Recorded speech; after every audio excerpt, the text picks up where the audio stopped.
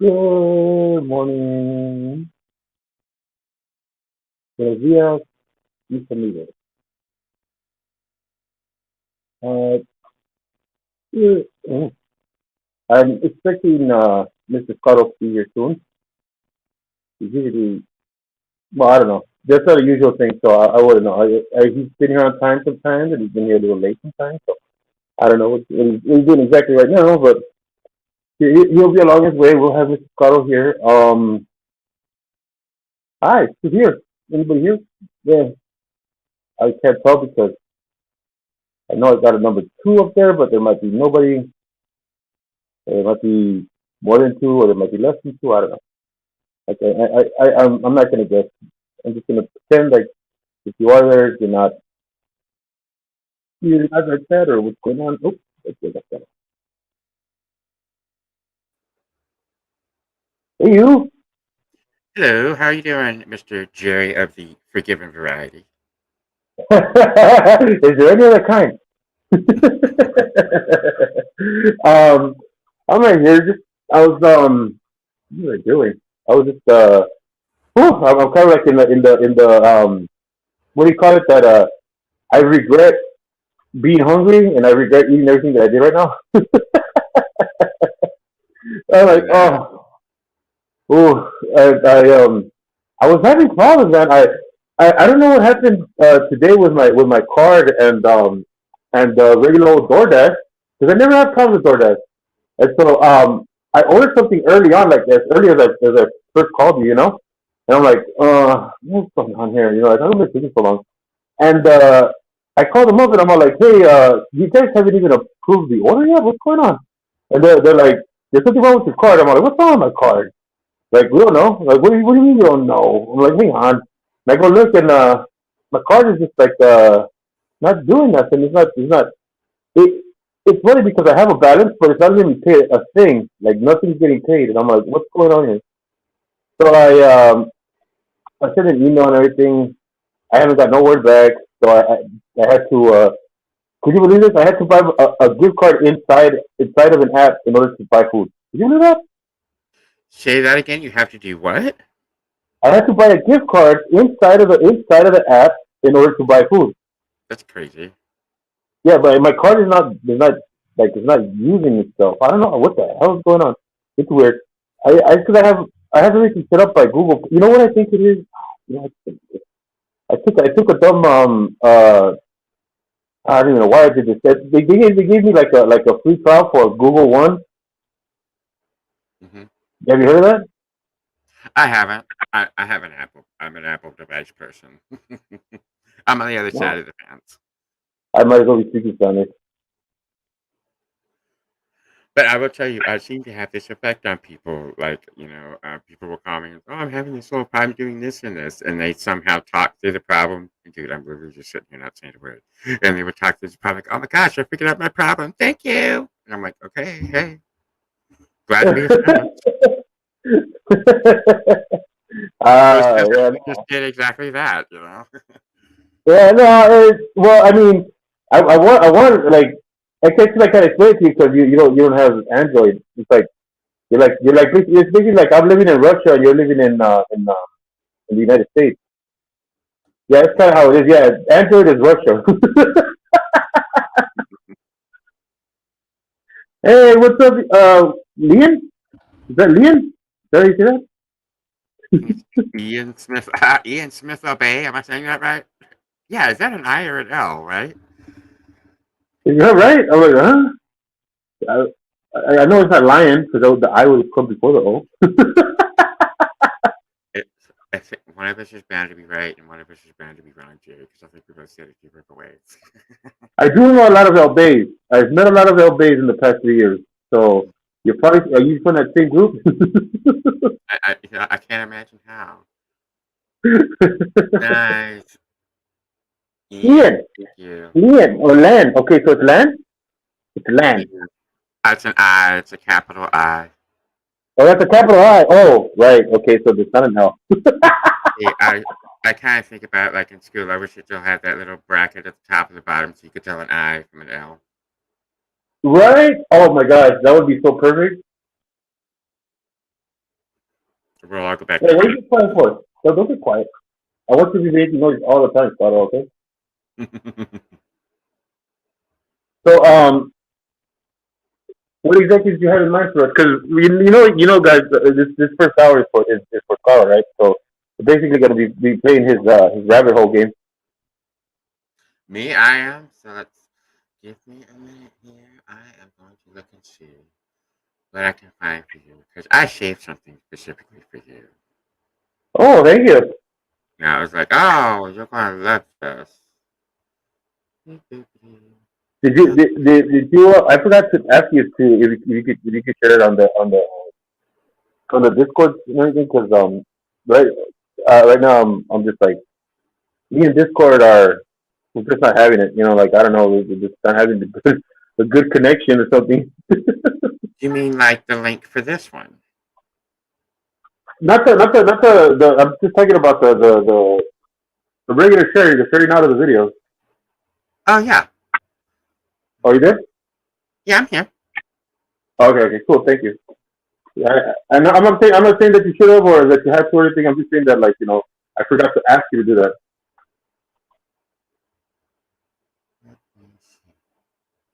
Let me see. Let me think. Says Carl. Let me think. Sounds like a villain right now. He's like, yeah, let me see. Let me see what parts I want to give you. So Jay, this is a gentleman by the name of General Sam, and this one is like Reddit's worst recipes. He asks his fans, "Hey, send me these crazy, awful recipes you find on Reddit, and I'm gonna cook them." And dude, like it's right here in a thumbnail is the one for you. Because it's not exactly a spaghetti taco, but it's like Chef Boyardee inside of a rice wrapper. Oh, thank you. Oh, Yeah, you gonna put up the screen? yeah. Let me get to. Is that what he made? No, it wasn't this one. Yes, ravioli burrito. Let's get over here.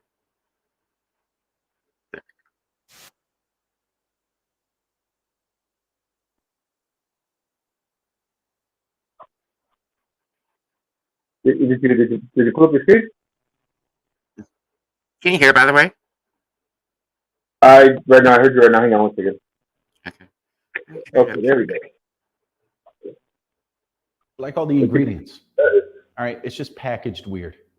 That's all it's like if someone hits you in the face with a water balloon made out of condom. Is there something inherently bad? No, he didn't put his cock in it first. It hasn't been up someone's ass. It's just a water balloon made out of something incorrectly. So something's off. So why not repackage your beefaroni into a rice paper wrapping? I feel like it's going to be a slam dunk. Unfortunately, my grocery store is kind of running low on a lot of stuff. So the only thing they had was a massive can of beef ravioli, which I figure is not that much different, let's be honest. I got spring roll wrappers, which I hope is basically rice paper. Oh, they call them rolling papers on the back. Okay, I got it. This is why I like this guy. He's got this kind of cornball element to him. I like the rice paper It's the tricky part right the here. It roll. seems like, oh God, gotta catch it before it catches on it. Oh, and it sticks to itself too. Damn, not bad for my first rodeo, don't you think? Look at that. Now, if that doesn't Light it look up. like a tasty Light it little up. lunch there, I don't know what does. Ugh.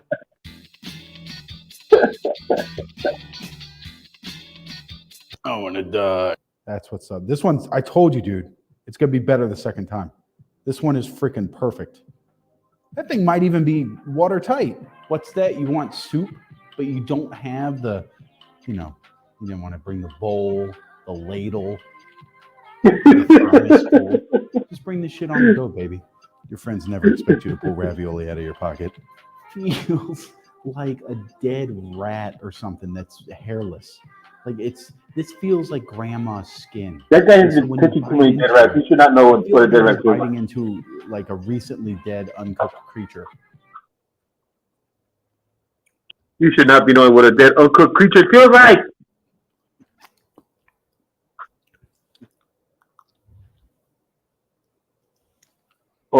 This is like skin. I feel like I just bit off a chicken's head. This one's like a 4 out of 10, dog. This is not good. Sometimes. So that's what this guy does. He has this whole page, just like he does tons of these. There's one of these in here. He makes somebody on Reddit made a grilled cheese infused vodka drink. Like it was the corniest cuckoo thing in the world. What? Why? Yeah, and like this thing, the worst canned food. He had his subscribers send him like see right here canned haggis, and they send him all these crazy canned things, and he would just open them and try them up on camera. Okay, so what's the channel name? Yeah, let's see. Hey, sir, Zach, good to have you back. You should be at ease this episode because I'm at the table with you. I'm not at the cooking eyes. You know, somebody mentioned that, and This is his brother, by the way. I realized you Oh, what? always participate. These two are Yeah. brothers. Well, this time I'm going to be eating exactly what you eat. Yeah, but you always do You that. look like each other, you know what? Oh, yeah. I can see it. Yeah, exactly. Like, yeah.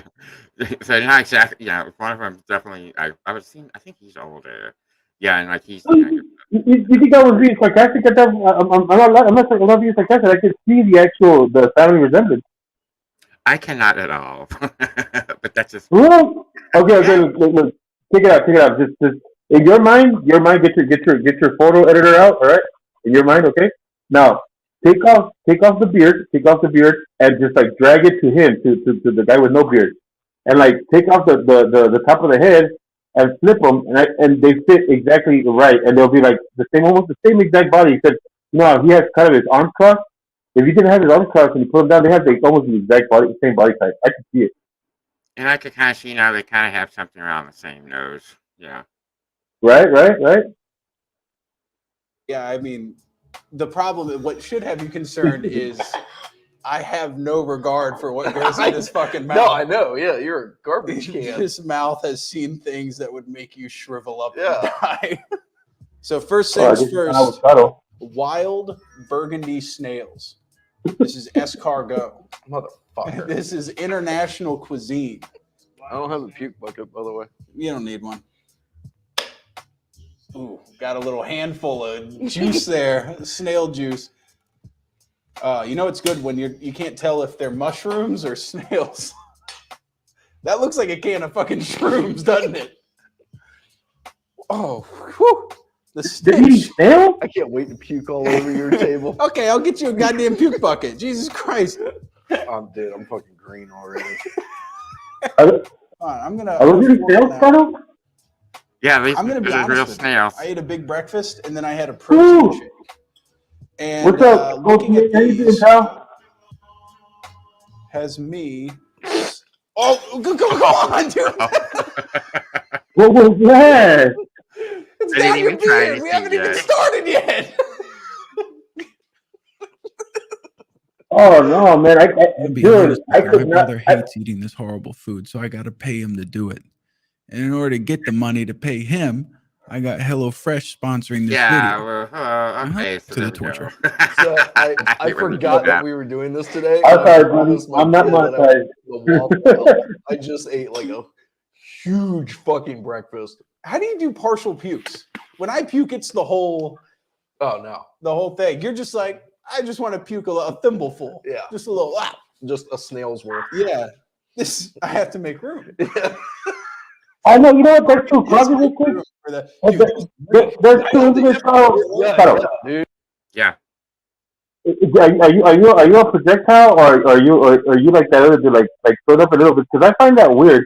My girlfriend was like that, where she would puke and stop, and then she'll be able to hold it, and then she'll puke later. She actually, I call it spit puking, where they could just puke and like little intervals. Like I can't do that. Like if I'm gonna puke, I'm gonna straight projectile. Do what's it called? An exorcist, all over the place. The pea soup. This is a little freaky. I can actually kind of think about it with my mind. Like if I'm a little sick, I'm like, okay, I will do a little breathing. No, I'm wait a little bit. and then I will maybe get to where I need to be. I'm like, okay, you can do it now, and boom. Or if like I will sometimes eat I, maybe something that doesn't agree with me, I can just go in the bathroom and just think about it. I don't do I just, toothbrush and all that cuckoo stuff, but I get to do it with my mind. for real, that's great. I like. I wish I could control it when I need to when I need to puke, but I simply can't. But the thing is that I don't. It's never like a for me when I puke. It's never like a thing where people don't know because you'll hear me. It sounds like I'm dying. You know, like "Rah!" But I can't get people who could just hold off like that. I find it kind of like it's like a practice thing or something because I really can't. It's like when I used to start smoking, I would cough like crazy, right? And I don't know how people could only after getting used to it, I could kind of slow down on the coughing, right? But I could never get used to puking. I always puke like it's just crazy. It's like that always freaks me out that people can do that. But yeah, I'll go ahead. It's funny you mentioned the coughing. So, it's just one rando Sunday. I go out to some little restaurant that's next to the park because I want to get lunch, and there's just a ton of people going to the park. I'm like, okay, well, there's something to going on today. I'll go check it out. And I go walk over. This is Golden Park, and apparently it was not 420, but it was like it was 420 is apparently going to be on a Monday, so they did something like this little Sunday thing at a pavilion in the park. Jay, I've not heard so many people coughing, like really harsh, deep coughing in all my life. I was like, it's like being at some kind of bronchitis clinic or something. Yeah. People all trying to outdo each other. Everyone wants to take a larger hit than the other person, so half of them are just coughing up a lung. It was ridiculous. Yeah, and you have to be careful with those because some people end up puking in those too. Yeah, and I joked. I was like, I had a friend with me. I was like, darn it, I should have like bought a couple of cases of water because I would have been mint out here because they all would have been. They were all angling for some water. Nobody thought to bring themselves a glass of water. All right, you can put say, hi, baby cool. Say that again. I said, hi, Cry Baby Cooley. Oh, hey, hello. Lovely to see you. Let's see, let me Good try thing, good thing. Dude, like, Holy, woo! Stinky snails. God. I didn't realize this stuff bothered you so bad. Let me cut this bad boy in half. Do you want to do a whole one or do you want to? Oh, the insides are not great to look at. I'm not gonna lie. I see like an intestinal tract or something in there. Or is that a heart? You wanna take that half, or do you want to do a full one? Cheers, my boy, my good sir. Ah, French. No, thank you.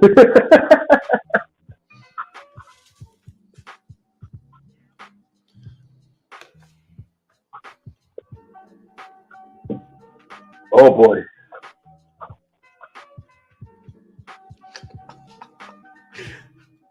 I'm amazed. It's like a sausage. I ain't like sausage.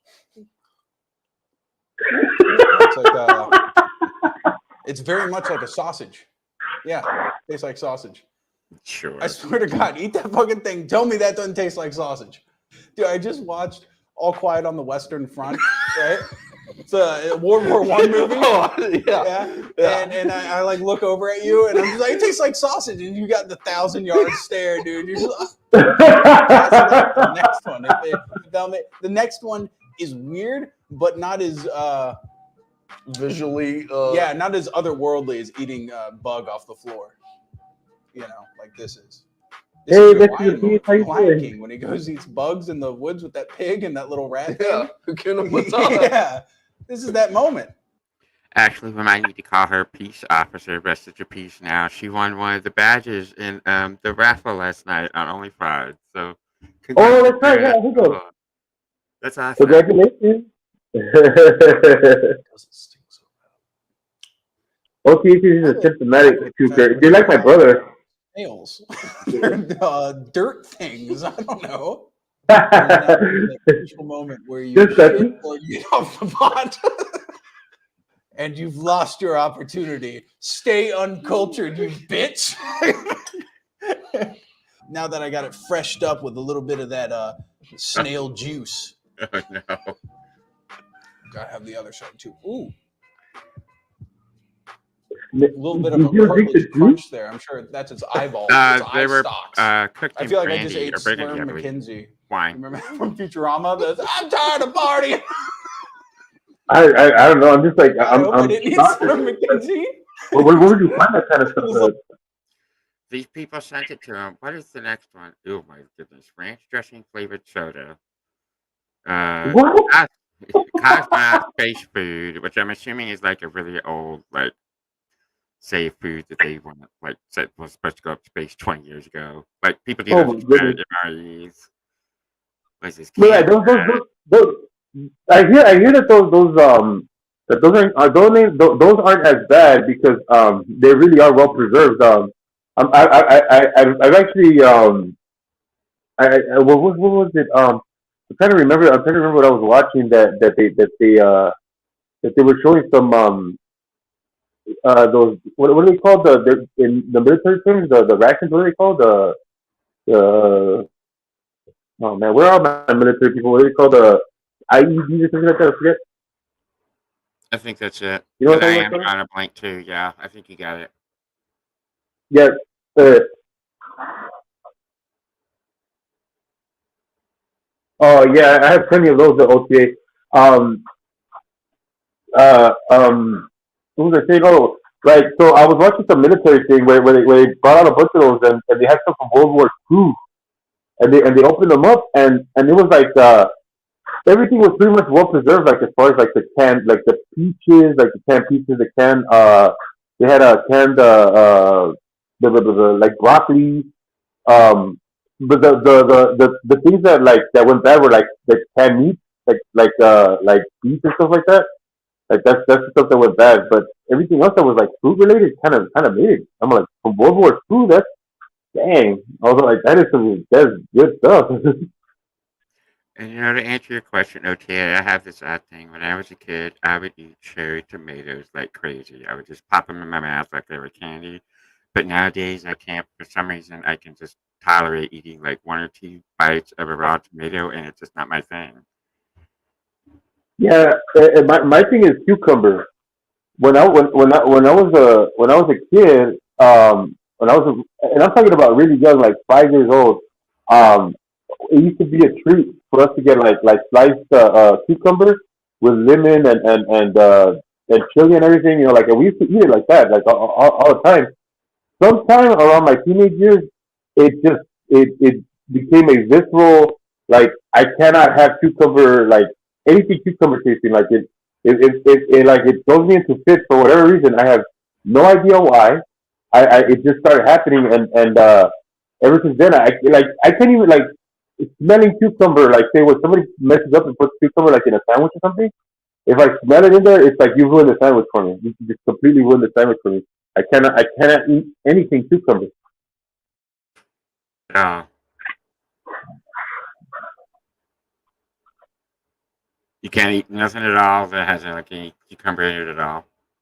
At all, at all. I'm talking about even if it's like it's contaminated a little bit, like it's like if like say you gave me a salad. You know how some people can make you a salad and throw in cucumbers, whatever. You throw cucumbers in the salad for me, and it's like I can't even take them out. You just take the whole thing back, because if it has touched that cucumber, I don't want it. I've puked off of cucumber water, like like when you ask somebody like, can I get a glass of water? They bring you a glass of water, right? But they've been soaking it in cucumber. Like some people put cucumber, like cucumber and ice or whatever on their dish or whatever. And I've had that kind of water, and I puked it. My friend actually looked at me like, "What the heck is wrong with you?" And I was like, "I don't like cucumber." And it's like I tasted it, and I feel like I was like, it just came back up, and it's not really like a. I don't know if it's my body telling me that I don't want it, because it's my body acts like on its own. Like you don't have to. You don't have to. I don't have to tell you that I don't like cucumber. Like you'll see me react to it. Note to self: I'm not taking Jerry to my hair salon. Yeah, a lot of hair salons are egregious for that shit. That's where they do it the most often, like hair salons and nail salons. They give you the cucumber water. Yeah. The good thing is that I was glad that my girlfriend saw me when that happened. So like whenever like I can get away from that like, oh look, it's the nail salon. I'm not gonna go in there with you. I'm sorry. You take out the cucumber water. Oh no, you picked out the video. I was skipping around a little bit because I wanted to see the other thing. Because like this, I wanted to see what the cosmonauts basically look like. That's the Oh, cosmonaut okay. comes in a tube. Yeah, what else? What else you got to show me other than this guy? Let's see here. I have something I saved for you somewhere because I see you. Oh, hey, have you ever seen any of this guy? Which guy? You have to put up the video again. You have to push the button again. It's dude called Kalen, and he would react to crazy food videos. He's a couple years Oh, old. so he's a reactor. Yeah, like this. These are someone here made this crazy little TikTok video about making an odd recipe, and then he reacts to it. I agree. Recipe, absolutely. Why would anybody? I don't know. I've tried so hard to understand this. Apparently, for what I hear, um, they say that putting cucumbers in your water it's supposed to help your skin, right? It's supposed to be like exfoliants, right? Am I wrong about that? It sounds about right. I think you're right. Or like yeah. I know that's why they're That's probably good on the cool. eyes, right? Like for skin treatment. What's up, Doc? How you doing, buddy? Hey, Doc Danger. So here, let me play you a little short one. This is only a minute. There we go. Gelatin? Oh, girl, why you scraping that on the bottom of that pan like that? What is this? Child, this look like some red plastic. 2 cans of SpaghettiOs. With the gelatin? Girl, you better not make no SpaghettiO Jello. Where them wieners come from? She gonna put that in that water. Oh my God. Look at that running. And then she gonna decorate it with some leaves. Vienna sausage. Oh my God, Jesus. Oh, don't you put them raw Vienna sausages in there? Oh, girl. Child, this ain't nothing but the devil. Oh my God, I'm about to go throw up. Oh, she did not just cut. Oh, girl, don't you eat that. Look, she know damn well that shit is nasty. Girl, you. That's Kalen. Yes. Let's see what you got. Okay, we Yeah, got it's all right. I don't. I'd rather not. I'd rather not put a reaction video on my reaction video. It's gonna be like Because you don't want to react to react, right? yeah. So it's like triple reactions, and I don't think my audience is ready for triple reactions. What else we got? Who do I follow these days here? Well, who is this? What is this right here? I have to open this up and thumbs down that one. Oh no! Hey, wait a minute. I heard Ray talking one day to Takedown, and she apparently did some kind of research about does thumbs down really do anything, and the answer was apparently no. I don't know. Well, it's not. It's about the engagement, okay? So if you're getting a thumbs down, right? It's not so much that it's a negative, like okay, you got a negative engagement, like for your situation, but no, it's more or less that at least there's people watching it. So it doesn't really do much in the sense that because people thumbs you down, that means that you're something that like people don't watch. If you're getting a thumbs down, it's saying that you got people that are watching you, right? They just don't like it. Now, before, I guess what they call being ratioed would matter because if you had a bunch more thumbs down than you did thumbs up, then obviously it was going to be something that people are going to look at as a negative. Because it's like, okay, like your thumbs down count is so big over your likes, then that's not going to look that's not like a good look for you. So maybe a lot of people don't like you for bad reasons. Um, so if you have like a lot of more likes and you do bad, then of course they're gonna feature you. It's gonna put you in a place where people are gonna want to promote you and stuff like that, advertising other stuff. Right. And now since it's only likes and it doesn't show you the dislikes, they've kind of made it an engagement thing where it's like as long as there's people hitting the buttons, you know. And I think that's why they started doing that thing for the chats, like like one of the things that I used to do lives on the other live apps. There's other live apps out there. Just in case I don't want to mention anything. I don't want Google to censor me for it. But there's other live apps out there that can do the same thing where you could go live, you can chat with people and stuff like that. And they'll have little buttons to push up your engagement, like little hearts and stuff like that, right? Uh, I think that's why YouTube did that. They decided to do that because that's a good way to gauge engagement within like a space. So they can feature you, they can put you on like their top page, stuff like that. Um, it only works on those apps. It only works if people are actually hitting those buttons for you, you know.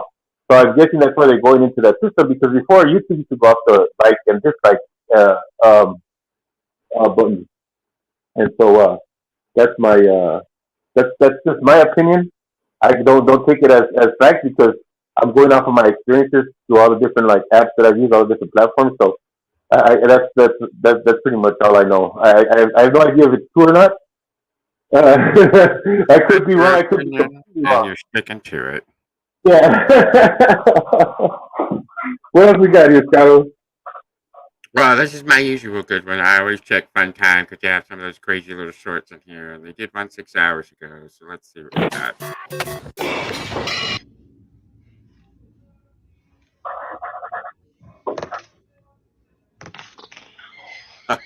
Oh.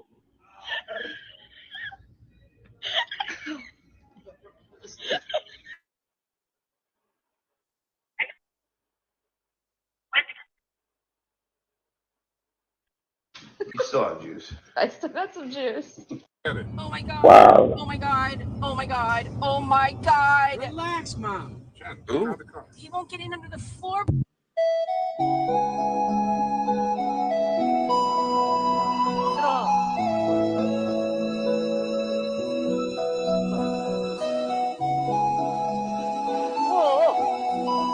No, no, no, no, no, no, no, no.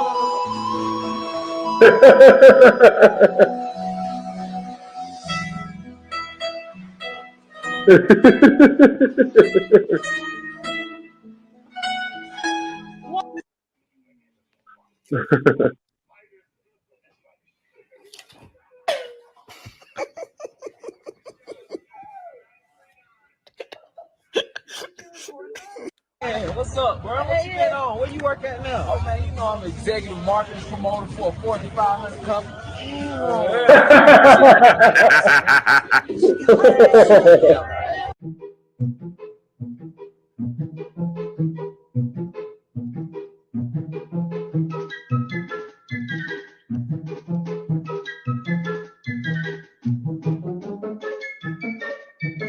No. Why? Why?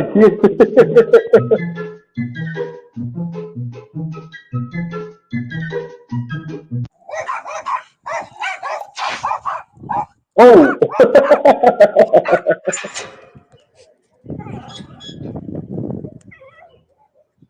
Happy birthday to you. Happy birthday to you. Happy birthday, dear Ellie. Happy birthday No. to you.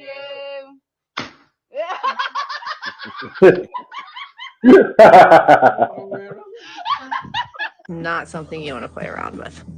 Sir, what's your social security number? Sir? Okay, buddy. I'm gonna take a picture of your heart. Wow. Everybody asking me where my red, white, and blue is. Bitch, my hair red, my skin white, and I got blue balls. What more you want?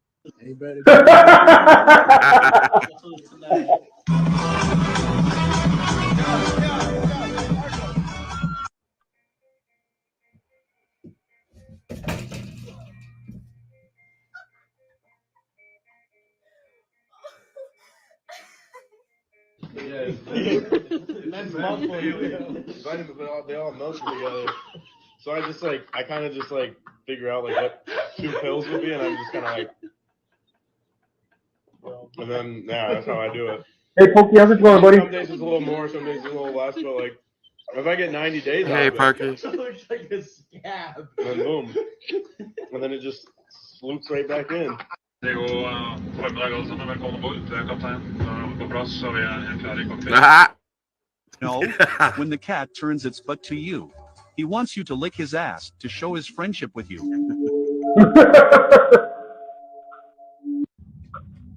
Directions. Fucking stupid bitch. Hey Siri, you deaf cunt. Directions to the Hilton Surface Paradise. Now you fucking get it. One possibility is Hilton Surfers Paradise Hotel. Yes, you fuck with. Yes. Do you want that one? Yes, you stupid bitch. That's not nice. Fuck off. Screw the ground. Oh. Hamptons Ouch. are great. Hamptons are great. $29 guacamole. I think we need to draw the line at $29 guacamole. Thank you. Yo, every time I walk through here, this dog keep playing with me. What? He's here to save you. You're not like that. You bugging. You must not know that I'm thugging. That's an auditor right there.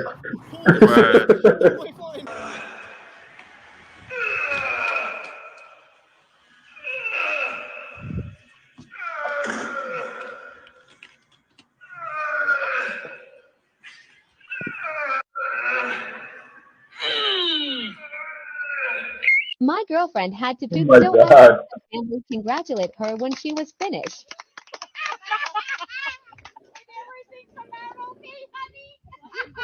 Good job, pooping. She knows how you are, so she would laugh. Did you have a nice poop? I did. Scale of 1 to 10, how was it? It was great. All right, 10. Was it like a happy one or a sad It one? was happy. What? How do you have a sad poop? Oh my God, how close is it? You gotta get. Hold on a second. Or something. Go along.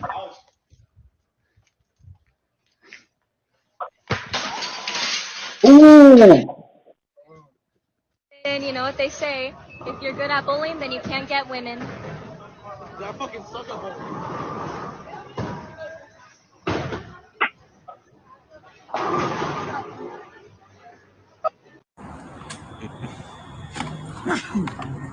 What? Where's the video at, Pokey?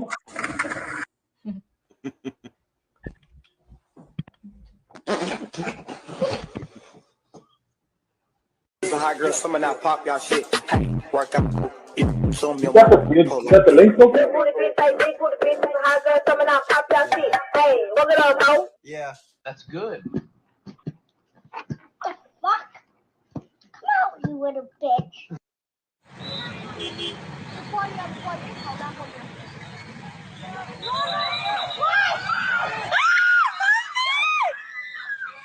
Hola! Mommy!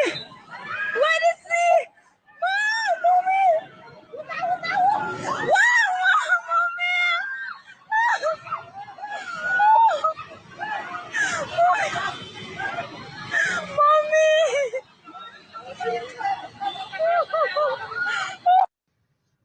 What the hell was that? You guys have baked potatoes?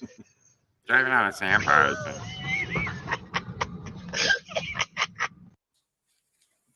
What is it on the channel?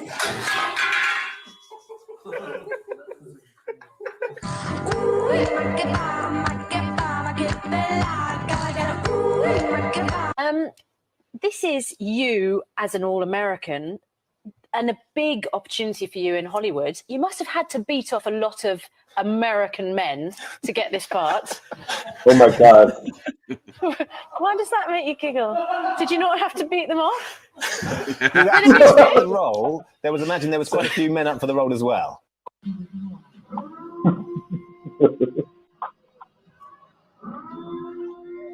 C'est pas drôle, bro!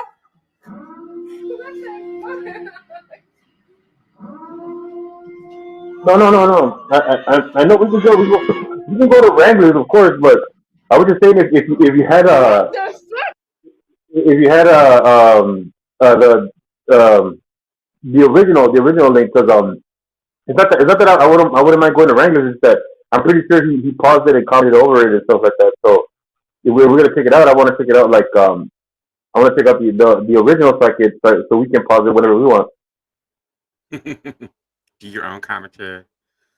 Well, yeah, it has nothing to do with not having Wranglers commentary either. You know, like I like his commentary. It's just that you know, like he's gonna have his moments where he's gonna pause it, and we're gonna have our moments where we want to pause it. But if we're going off of his pauses, then we're gonna be like double pausing. You know what I mean? Mm-hmm. Does that make sense? Yeah, it's that whole thing you were talking earlier about a reaction off a reaction. I totally get it. Yeah, it's like a triple reaction. We don't want to do triple reactions. You want them complex and multi-talented. What was that?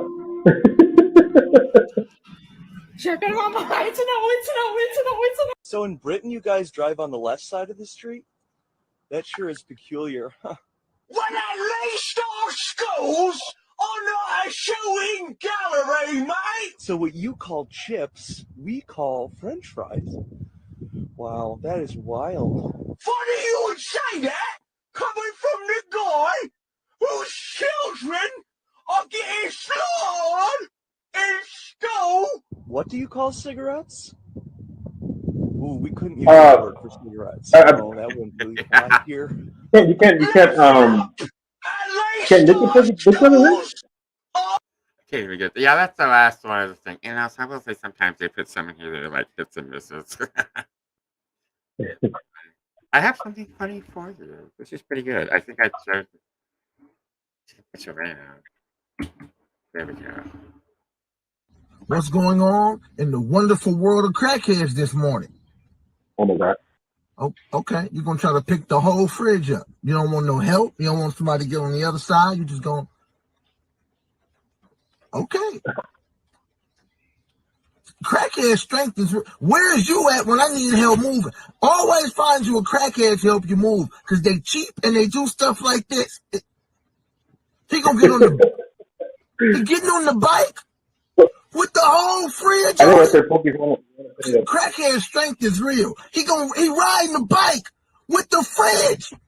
You know how hard it is to pump the homie on the handlebars, but not for him. He carried the whole, and it's full of food. Crackhead strength is real. There you go, Jerry. Now, hang on. Strength is real. hang on, though. Hang on. First of all, did we see that fridge have any food? I don't think so. We didn't see no food in that fridge. And number two, I've picked up plenty of fridges. I used to do a little moving when I was in between jobs, and some fridges are really really really light. Like there's some fridges that don't weigh nothing because like they're very simple, like a 2-door, and their engine is not that big. So really, most of the weight of a fridge comes from the engine, because the rest is just kind of like an empty kind of container that is meant to like keep the cold in. So I don't know how impressive that was. You heard it here, everyone. If anyone needs help moving, hit up Jerry. In between jobs. There you go. I did a lot of moving. You never did moving as like a little quick cash type of job. What's funny is like so there was this opportunity maybe a couple of years ago to move with someone to Denver, and I was like, dude, I just have so much stuff. Like I cannot possibly move all this stuff. There's too much. I have everything exactly where I want it. And so that was kind of my thing. It's like, yeah, I just have too much stuff. I think I'm just stay where I am.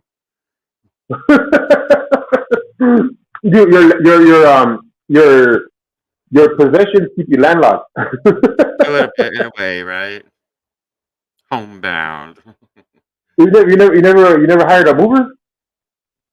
I have before a couple of times, but then I was just like, that's the thing. I'm like, okay, now that sells that thing. Even if I'd hire a mover, I still want to pack it up by myself because I know if it's packed right, and even then it's still a lot of stuff. Like you've seen my walls, there's not a spot on the walls that there's not a free space because I fill everything with stuff. And now that I finally filled the walls up, I just want to look at them for a little while before I have to take it all down. You know? It's very superficial, I know, but I mean, I know. I know. Like when I had my shop, I used to love putting up like a lot of like art that was inspired by 90s culture. So I had like a Bob Marley uh not a painting. It was like a picture of him in, I guess, in concert or whatever. And then I had another big like triple type of like picture that was of the Doors. And what it was, it's like it's them from behind their band, like looking out into the crowd. And it was like a three picture thing, and that thing was super heavy. It was more heavy than what people expected. So when we were moving out, my my dude was like, oh, I could put down those that poster for you, that painting you got right there. I was like, nah, dude, that thing is pretty heavy. He's like, nah, it can't be that heavy. He thought it was like a board thing. So like 2 minutes later, I just hear a big old crash. I'm all like, what the heck happened? And he's right there. He's all like, oh man, that thing was heavy. I'm all like, I told you. He broke it. He broke that because he thought it was gonna be like wood or particle board, but it was like the fiberglass. And it yeah, it broke it too. He broke the first half of it.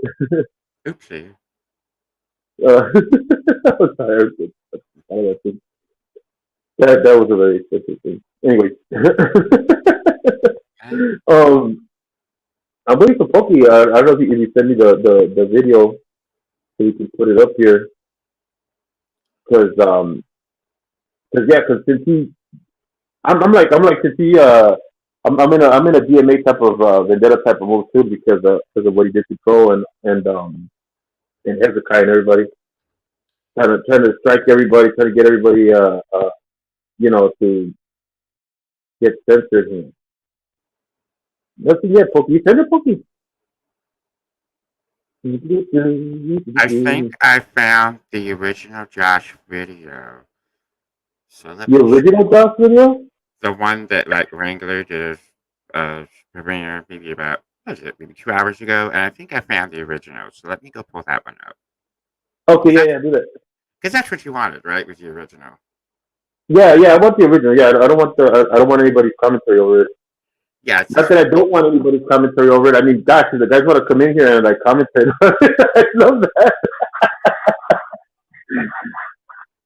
Now I am just going to skip ahead. Let's see. Yeah. Oh, okay. Can you full screen it? Here it is. The ego. She doesn't have the ability to just shut her mouth and keep it pushing. Because you didn't learn by watching. Who's this guy? And Jerry, you can hear that. I can hear it fine. Yeah. Okay. Who's that? He's wearing the same shirt. I mean, with all the money you're stealing from the mouth of babes, you should be able to afford a new shirt, right? Do we know this shirt, Ferguson? Who's this guy? Isn't that what I just said to you? Shut that mouth. What did you say, Jerry? Could you full screen it? Did I post in this? I don't know. It didn't. It didn't pick up. Is it? Am I supposed to do that? Hang on. Not sure what you're getting at, Jerry.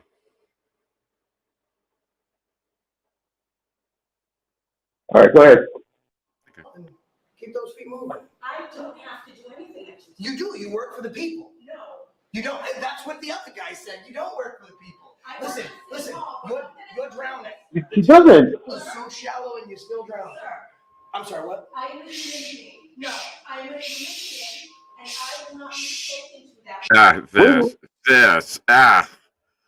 This whole thing, the shushing. Yeah, wait. She doesn't work for the public. She works for the people who hired her. The people who hired her wasn't you, Josh. You weren't at the interview room. You don't get to choose the people that work there. So what do you mean? You're not her boss. The public in general is not her boss. We pay taxes in order for people to be in charge of getting people to work there. So the people that we put in charge are in charge of those people, not you. You don't even go to a private business that you pay where you give money. The customer isn't always right in those places either. You can't tell an employee when you go to a private business what to do. You can't go to any type of business or any place where somebody gets hired to tell them what to do unless you hire them and sign a check, And boy, would he be left to be involved in every one of those decisions. right? No, Okay. basically. So, hey, I'm gonna walk away for about a minute, but I'm gonna leave this plane. I'll be right back. You got it. You will be shushed that way. You work for the people. And I don't have to listen to you. So I think that you should treat people a little bit better.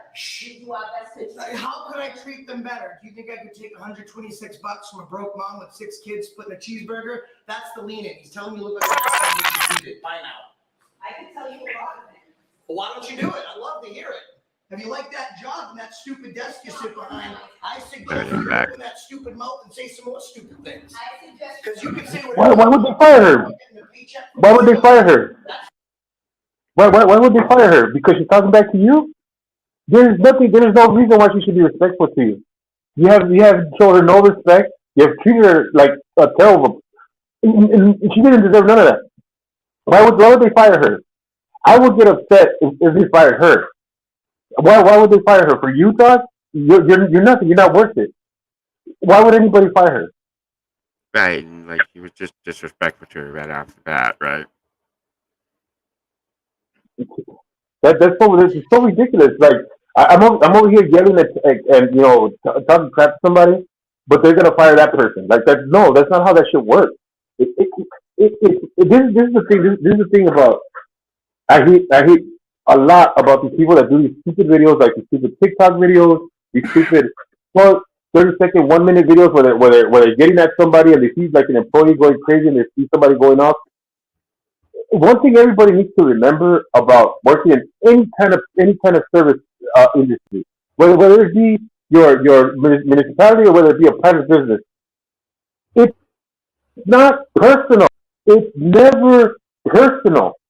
People have to work there. People go there to make their money. If you feel like they're doing something to you personally, you need to ask yourself whether you have done something. Because these people see people every single day. They interact with people every single day. Why specifically you? It's nothing about you that they're doing. They're doing their job. We need to really just stop this. It gets to me so much because it's like people take things so personally. It's like not everything is about you. You know? It's like things are more important than you. Yeah, I get it. Throughout your whole life, you were told you were special. That was just the way we were raised. Hey, everybody's special, and you got it. But understand that if everybody's special, nobody's special. Okay? True that. You can explain that. How much you? You're like you're like slamming the door in here. Remember, you need to read those. Oh, and this was something that Wrangler brought up. So this apparently happened today. The understanding is this whole incident happened today, and DMA, my understanding here, I think, is DMA. This happened outside of Colorado, and like DMA had some kind of possible special conditions of release or something that he possibly could be in some trouble here because it appears that he left the state of Colorado, possibly. So. Well, he's got a warrant or something? I don't think it's exactly he has a warrant, but like he already got, I believe he got indicted on that whole thing about, going to that Social Security office with Chile, but his sentencing is not for a couple of weeks, I believe. So, the court wants to keep an eye on him, I imagine, right? Because he's got to show up for his sentencing. Oh, so he's got a tether for his court hearing. Yeah, so there's some possibility that he may get in trouble over this video, but there's other people looking at that. I am not like Shiz. That just does not, go out and find every dark corner of secret on the internet like that amazing lady can, right? Well, I can see how that could be part of a stipulation if the court hearing, the last court hearing that he had something stipulated to him because it just as an example, you could be like say fighting a protection order, right? Where somebody wants to put it on you, but you're like, I'm not really that dangerous. But in order for the courts to continue that case, right, they'll keep a temporary one on you until they figure everything out, right? Because They don't want you to, just in case you are a dangerous person or something. They don't want you to get close to the victim, right? If that's the case. I'm guessing if the court is keeping an eye on him, they probably put a stipulation on his bail, or they give him sort of tether where he can't do certain things because they have to figure out what he's doing, whether what he's doing is wrong or right. So it's possible that they might have put a stipulation where they said he can't film or he can't do any kind of auditing until they're done with the case. Right, and the word stipulation, that was the exact word I was looking for, so I couldn't think of, so thank you. No, you're welcome. He can just let it. Oh, it's closes like slamming like that automatically? Right. Do you mind if I shut it for you so no one comes in? I'm just going to shut the door for you. Oh, wow. Didn't slam. That's crazy. Nice try, though. Sounds good. That was their behavior today. Wait, this was a revisit. Why don't you watch how they behaved the first time? I wasn't hiding, sir, but I'm not going to be insulted and yelled at. Yes, you will be. You work for us, so you'll do whatever you want. Don't tell me what to do. That'll change things real quick. No, you know what your mouth is doing? It's doing this. Shut it. I don't want to hear it. I don't want to hear it. You serve us. There's a reason why we've been nice to. I don't want to hear it. Then leave. Then get out of my building. We haven't spoke to anyone like this besides you. Do you think you might be the problem? Shut that mouth. Get those feet moving. Bye, Felicia. You're all set. Beat it. This whole thing started because of this piracy. Is this guy delusional? Like you said, this is how they acted, and we saw how they acted. They acted how anybody would act if somebody came in there treated them like an asshole. And the first time they acted like anybody who would just be treated like an asshole. I don't understand what you wanted us to see there. What example of what there makes any difference to how the other person acted? I don't get that. You didn't show anything. The only thing you showed was you acting like an asshole. That's it. That's all you showed. I'm sorry, Jerry. I'm just, yes, I agree with everything you're saying, but I'm going to be so superficial here and say, I'm having a hard time getting over this thing over here. And he's got that little redneck sunglass thing, like he apparently never takes his sunglasses off, so, you know. Oh yeah, of course. You think he's a movie star, man. This guy thinks he's a movie star. You think he's hot shit. That's why he never takes off those glasses, man. He thinks he's like, oh yeah, look at me, dude.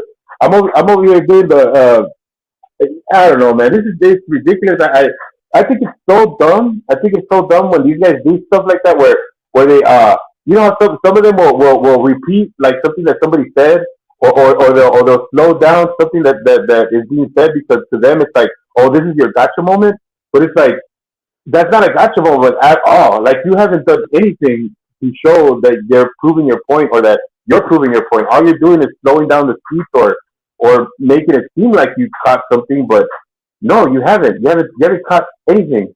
That's exactly what he did right now. He's like, oh, this is how they acted the last time. I'm acting like a jerk, and they're reacting to it. Exactly. Oh my goodness.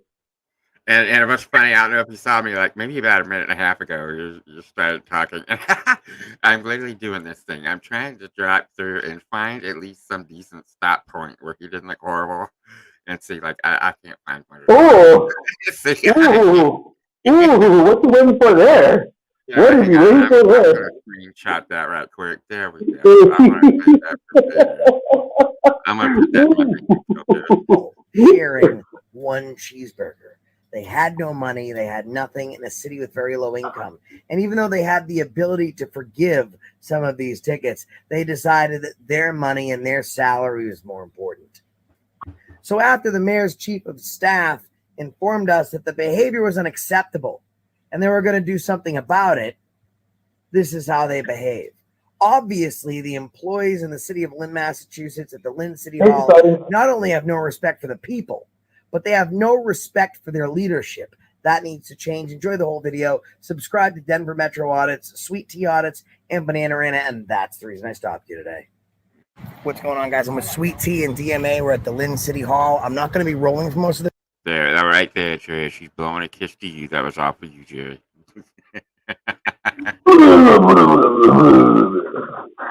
What was it we were talking earlier about projectiles? Yeah, there you go. Video because I think they might not act the way they normally act if they see me in there after they got owned the last time. So my phone's just going to be ready if something pops off. Hey guys, Never Metro Audits, aka the Mile High Auditor. We're here in Lynn, Massachusetts at City Hall. And I'm here with, of course, the lovely Sweet Tea Audits. So he just said it himself. He's in Massachusetts, so he is outside the state of Colorado. Mm. Oh my God, I can't believe I stopped right there too. Why did I do that? I'm not screenshotting. I was not screenshotting that one. AFA in the house.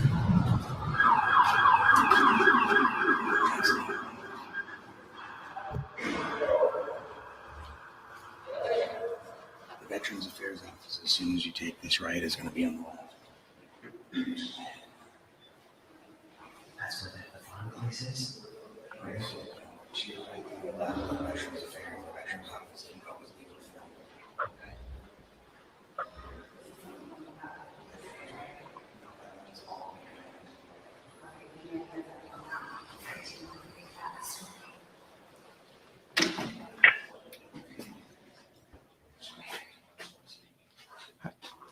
Oh, wow. Look at that. Can I help you with something? Hey. Oh, no, we just came over doing a little tour here, checking out your city hall. Sure. We're not from here, so. Thanks. Nothing I can help you with, though? I'm happy to help anything. What is your name? My name is Mike Sweeney. I'm Mike the director Sweeney? I'm the director of Veteran Services. Director of Veteran Services? Veteran Services. Very cool. Thank you. One second.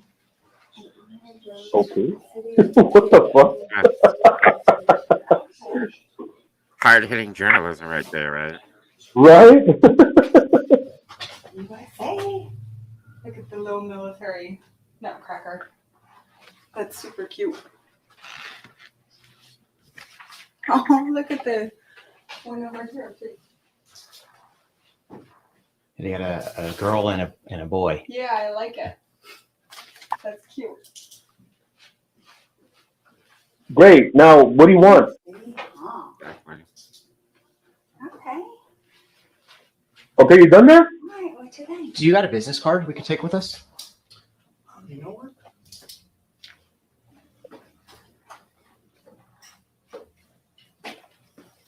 On a quick note, Jay, I'm going to warn you, this video is 43 minutes long. We're trying to make it as fun as possible because these are idiots right here.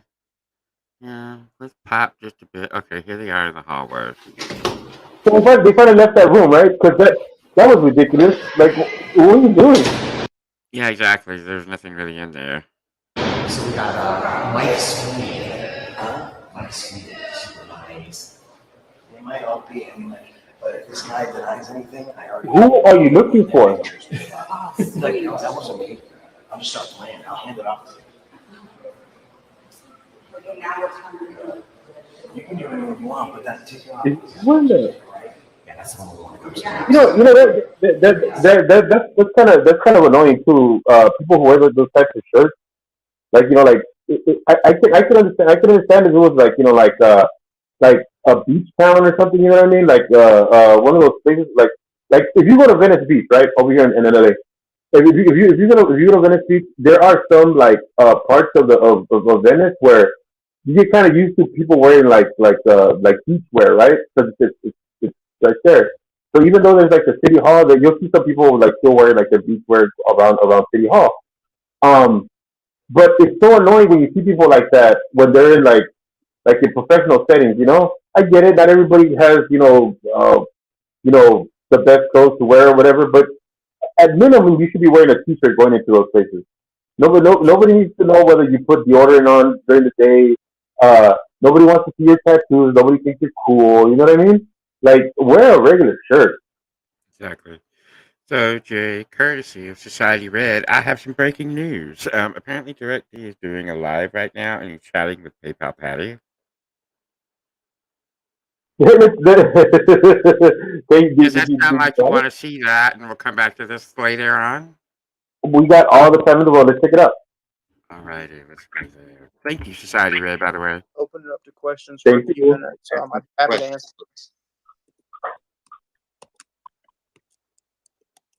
What the heck is this? Boy, he's looking rough. They both are. Mm-hmm.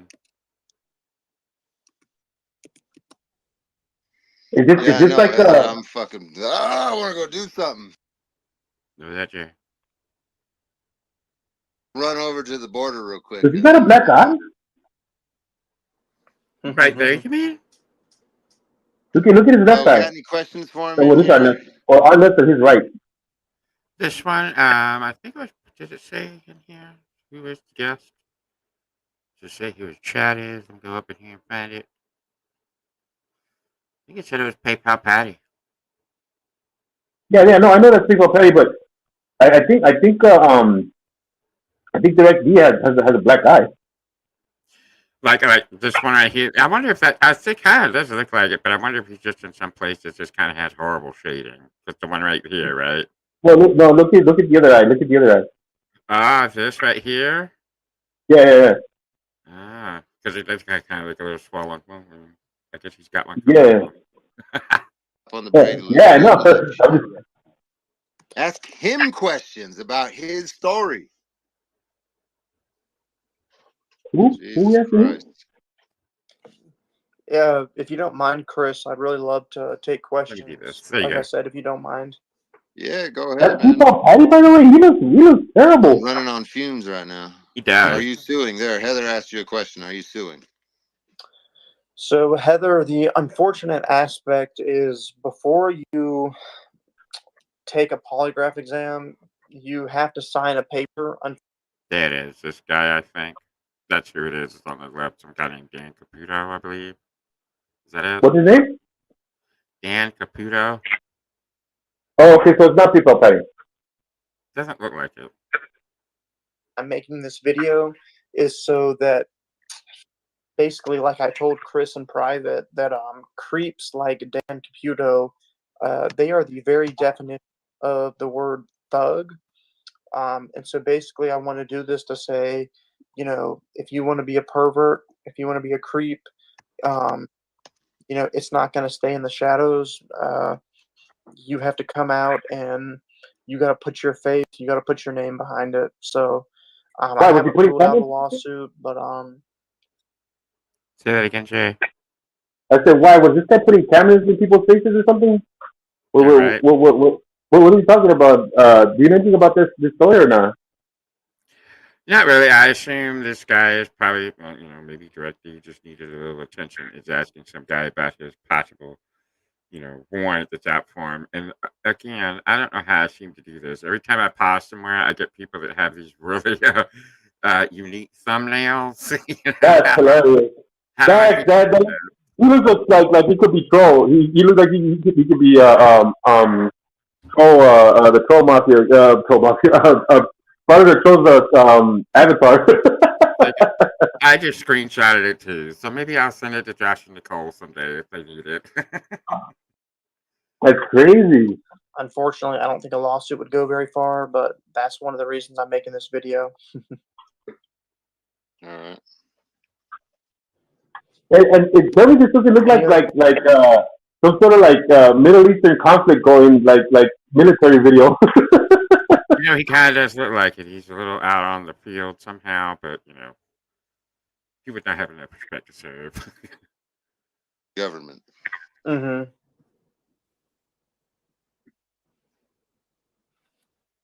Yeah, so the supervisor's name is Jason Gibbs. So I put that in the chat. So, Yeah. so this guy's gonna tell the story.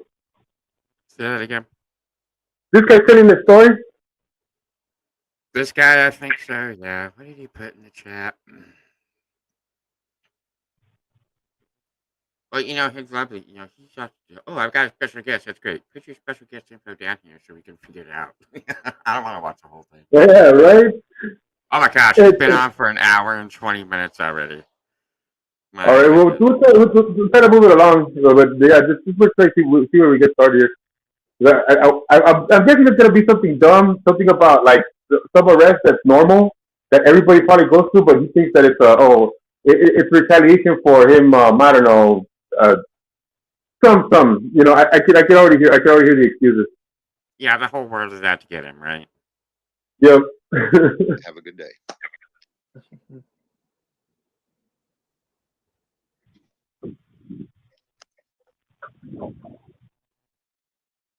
Oh, okay. Well, he's over. Well, that was lovely while it Oh, lasted, Jerry. what happened? He ended it. It looks like. Yeah, he ended it. So there was they didn't talk about nothing. Well, we did A get in Chevy here Equinox, but it expired in at like the hour and a half point. Let's see what we got here. Replay.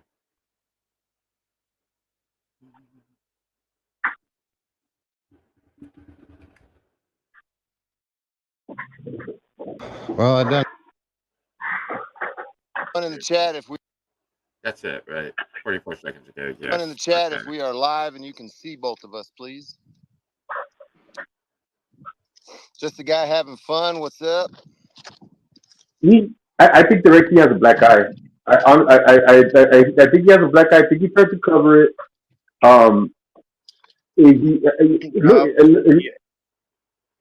Yeah, I just muted it ahead here a second. He's going to take off his glasses in a second. But yeah, go right ahead. I just muted him. There he goes. Look at that eye. Look at that eye. Yeah, he was. Yep. He got punched. He got beat up. Somebody beat him up. Yeah, well, I mean, I would say he's seen better days, but you know, I guess as better as could be expected, right? Yeah. He's an asshole. I wouldn't expect anybody not to want to kick his ass. Right. He does kind of look like he's been out in the sun a whole lot the last couple of days. I mean, Yeah, and then look at if anybody says it's a shady. Look at his face right now, right? Where look at like underneath his right eye, like right underneath it. If you look at the shading of his skin, it gets darker right there, right? Like right there, it's dark. And then look at it. He doesn't open it. He can't open his eye all the way open. So it's like that looks like he got punched. Maybe not in a very hard way, but he got punched. enough to leave a bruise. List, with the Wait, Arizona. Squawk! Oh my gosh, he grazes my chat again. Hello, Miss Squawk. Hey, Lupe. Oh, hey, and Takedown here too. What's up, buddy? And New York Public Tours here as well. Yeah, you didn't have to say that. You're popular today, Cherry. Look at you. Spicy Squawk. Analyst with the Arizona If you want to come up, Guadalupe, let me know. I'll tell Scotto to send you a link in the Discord. Yeah, I can do that. Let me know. Because I'm just your secretary now, Jerry. To a federal position eventually. And so this is kind of the story. Okay. So you specifically were trying to get a job with DPS, Arizona Department of Public Safety. Yes, sir. Yeah. So I applied for a job title Criminal Intelligence Analyst with the Arizona Department of Public Safety. Okay. And how are the steps to get that job? What's the process from 1 to 10? Do you submit an application? Do you walk in like it's a restaurant? How do you get a job? So basically, I don't know what it was, but I remember for some reason it was late at night. I was on my computer. Like I said, my dream was to be a federal intelligence analyst. For some reason, I see an advertisement titled Criminal Intelligence Analyst with the Arizona Department of Public Safety. Remember, my degree is in intelligence analyst. My dream job is to be an intelligence analyst. And so seeing this job, I applied for it. Now, this job title was I believe the qualifications, something like you either need a college degree or 10 years of experience, something like that. So when I applied for this job, I was a few months out of college, right? And so when I applied for this job, I was basically like, I know it's kind of a Hail Mary, I most likely won't. Sorry, let me go back just 1 second here, Jerry. Whatever. This boy needs to wash his damn hands. Maybe I missed it, but now, it'll this come up job again. title was You should get that. qualifications. Yeah. Oh man, his hands look so nasty. years of experience, something like that. Oh, there it was. So when I applied for this job, for 10 years of experience, something like that. Damn. Yeah, exactly. I was gonna say that Guadalupe. Either that, or he's next to an 18-wheeler, but I think that's a home. I know there's some soap and water out where you are, buddy.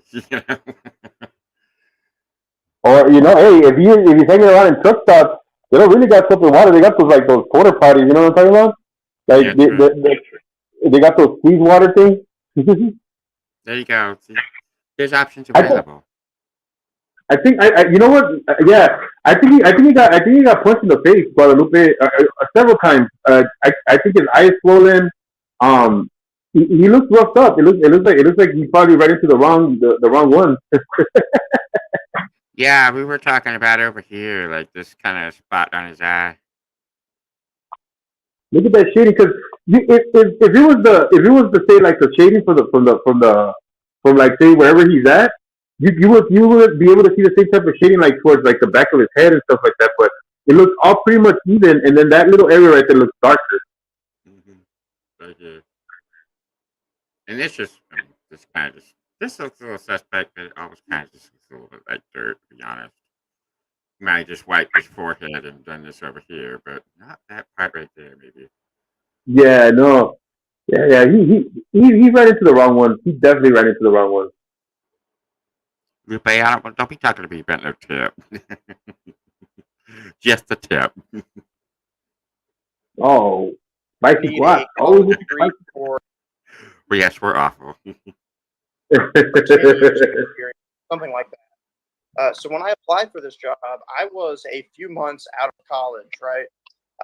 And so when I applied for this job, I was basically like, I know it's kind of a Hail Mary. I most likely won't get the job, but it'll be great interview experience. And maybe if push comes to shove, eventually I'll get offered the job. So the first step was. And not to break Bubble Boy's heart over here, but if you're just 2 months out of college, you're generally going to get an entry level position. That's just kind of the lay of the land, right? Yeah. There's something else people look for other than degrees and diplomas. It's called experience.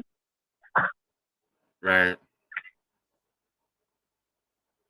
Was just submitting the application online. After I submitted the application, they sent me this email. You meet the minimum requirements, which was that I had a college degree. And then so after that, I had to go to this building somewhere in Phoenix and take this written exam. It was multiple choice exam. And if you scored high enough on this multiple choice exam, you were invited back for a written test and a qualification appraisal board, which is where you sit in front of people and answer questions. So my first step was I applied on my computer. I met the minimum. I'm just going to interrupt. I don't know why this guy's explaining all this, because, like, really, is this dude. Boom. What does this say? I'll get back to this in a minute, but it's not like direct D. It's going to be taking any kind of multiple choice exams or be getting any job interviews anytime soon. So I don't know why they need to convey this information back and forth. Yeah. I think it's called in spreading the story, right? What he's doing is that he's trying to get us invested in his plight. What like I was looking for a job. You know what I mean? Like trying to get people to understand. Oh yeah, like he's a college kid and he's looking for a job. You know what I mean? Basically, like putting giving us a reason to have a some kind of what am I like a familiarity type of thing. You know what I mean? Like where we can feel like oh yeah I know what that's like. I know what looking for a job is like. I know what going to college is like. You know what I mean? So it's like it puts you on that level with him. So that when he tells you the story, it feels like it's happening to you. Oh, there you go. And on a side note, when you said the word reason, so have you seen the movie Jackie Brown? Yes. Thank God. Oh, some people say no.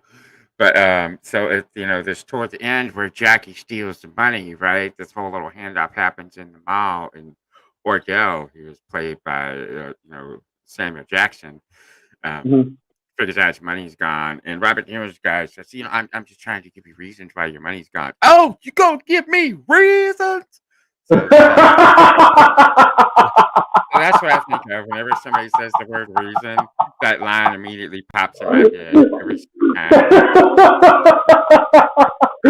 Scotto, how'd you turn it to Samuel L. Jackson like it? I can do some really good impressions, and yeah, I refer to it as my Tourette's. It just pops out in moments I can't control. But one of these days, I'm going to meet someone who really does have Tourette's, and they're going to kick my ass when I say it. So I gotta yeah, give me reasons, Jerry. Did you say, yeah? I think that got me good off.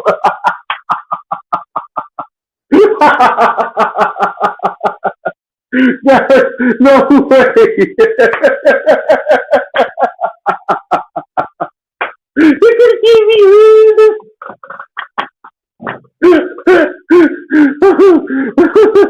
I love it. I love it. This is the content for your next short. Yeah, I'm definitely going to make that into a short. Could you say, yes, they deserve to die, and I hope they burn in hell? Exactly. What was that one from? Was that the thing about the sharks? No, that's rules of engagement. Oh, okay, there we go. Oh my god! Oh my god! That was the best. That was the best Samuel L. Jackson impression I've heard since Dave Chappelle. It was great. That was great. Oh my god, that was great. I love it. I love it. Thank you very much. Oh. And I'm so glad I specifically stopped here on his hand for a reason because it looks like Wham is written right here. And I'm like, is he like a fan of that George Michael group, like in the 80s, That's how Oh, that's just for the proof that he got into a fight. And maybe he kind of follows that thing like George Michael, getting busted at the park bathroom somewhere in like Beverly Hills, tricking in Beverly Hills. Yeah, that's not a bad idea, Lupe. Maybe we could have a little spicy glass there too. Oh, that sounds fun. Oh, maybe because I bring up some of these movies and people just like, oh, I've never seen it. How could you have, for instance, Airplane? How could you have not seen Airplane, right? Airplane. That's like, I think. Well, okay. I'm going to give anybody who watches TV on a regular basis after 2010 passes. Okay, I'm gonna give everybody who's ever watched TV after 2010 on a regular basis. I give them passes for those types of movies. Anybody who watched TV on a regular basis under 2010, you got no excuse for not knowing what Airplane is. Airplane was shown on my TV at least twice a year. I would see it at least once a year. Like it just that and Naked Gun always used to come out on my TV. So that's all I gotta say about those movies. Naked Gun and Airplane. You should have seen it by now if you have been watching TV on a regular basis before 2010. Officer Frank Drebin.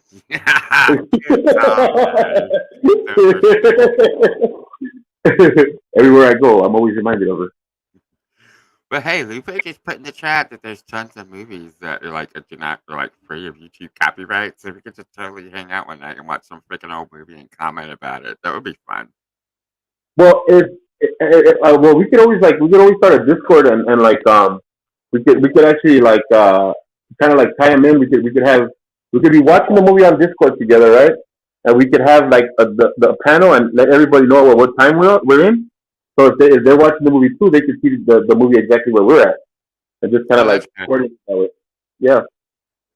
I have never done that one before, so hey, that'll be something we'll have to figure out. I know how to do all the chatting and stuff on Discord, but not that piece. I'm down. I like the idea of Guadalupe. That's why I'm asking if you want to come up here, Lupe. Come up here. She is on the train, which I think means she's on her way home or her work. So she's out somewhere, so she's not at home where she can stream. She's on a train. She can't complain. I almost was going to start saying leaving out a jet plane, but that one is not correct. in the States. I like it. I like it. I like it, Guadalupe. I really like it a lot. I like what you. I like what you're saying here. You're giving me an idea here. You're making something happen. I concur. Good idea. I'm on a plane. I can't complain. Okay, you can go ahead and go. What, back on here? You want to go back on this? Yeah, we gotta get back on the race. To move on to the second stage. Then I took a longer written test, and then Oh my God. A qualifications appraisal board. But tell me. Is this guy like what you were saying? He's they don't have to take a longer test. They don't have to get to the fucking point, sweetheart. Yeah, right. You're on fire today, aren't you?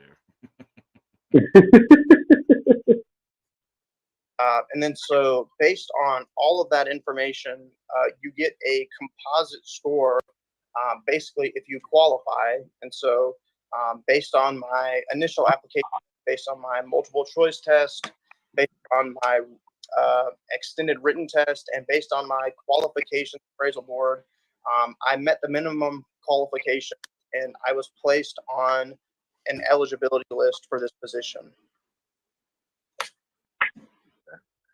And then they obviously called you. Yes, sir. So eventually, like I said, I was placed on an eligibility list. It isn't. It isn't PayPal Patty. Obviously, an eligibility list. I was. Yeah, it doesn't look like PayPal Patty. Kind of fun.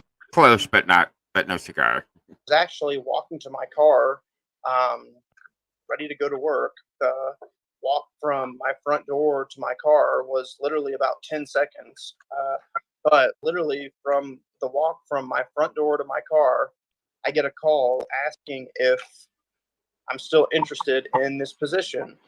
And I say, oh, yeah, of course I'm still interested in this position. In fact, I'm more than interested. You know, I really, really want this position.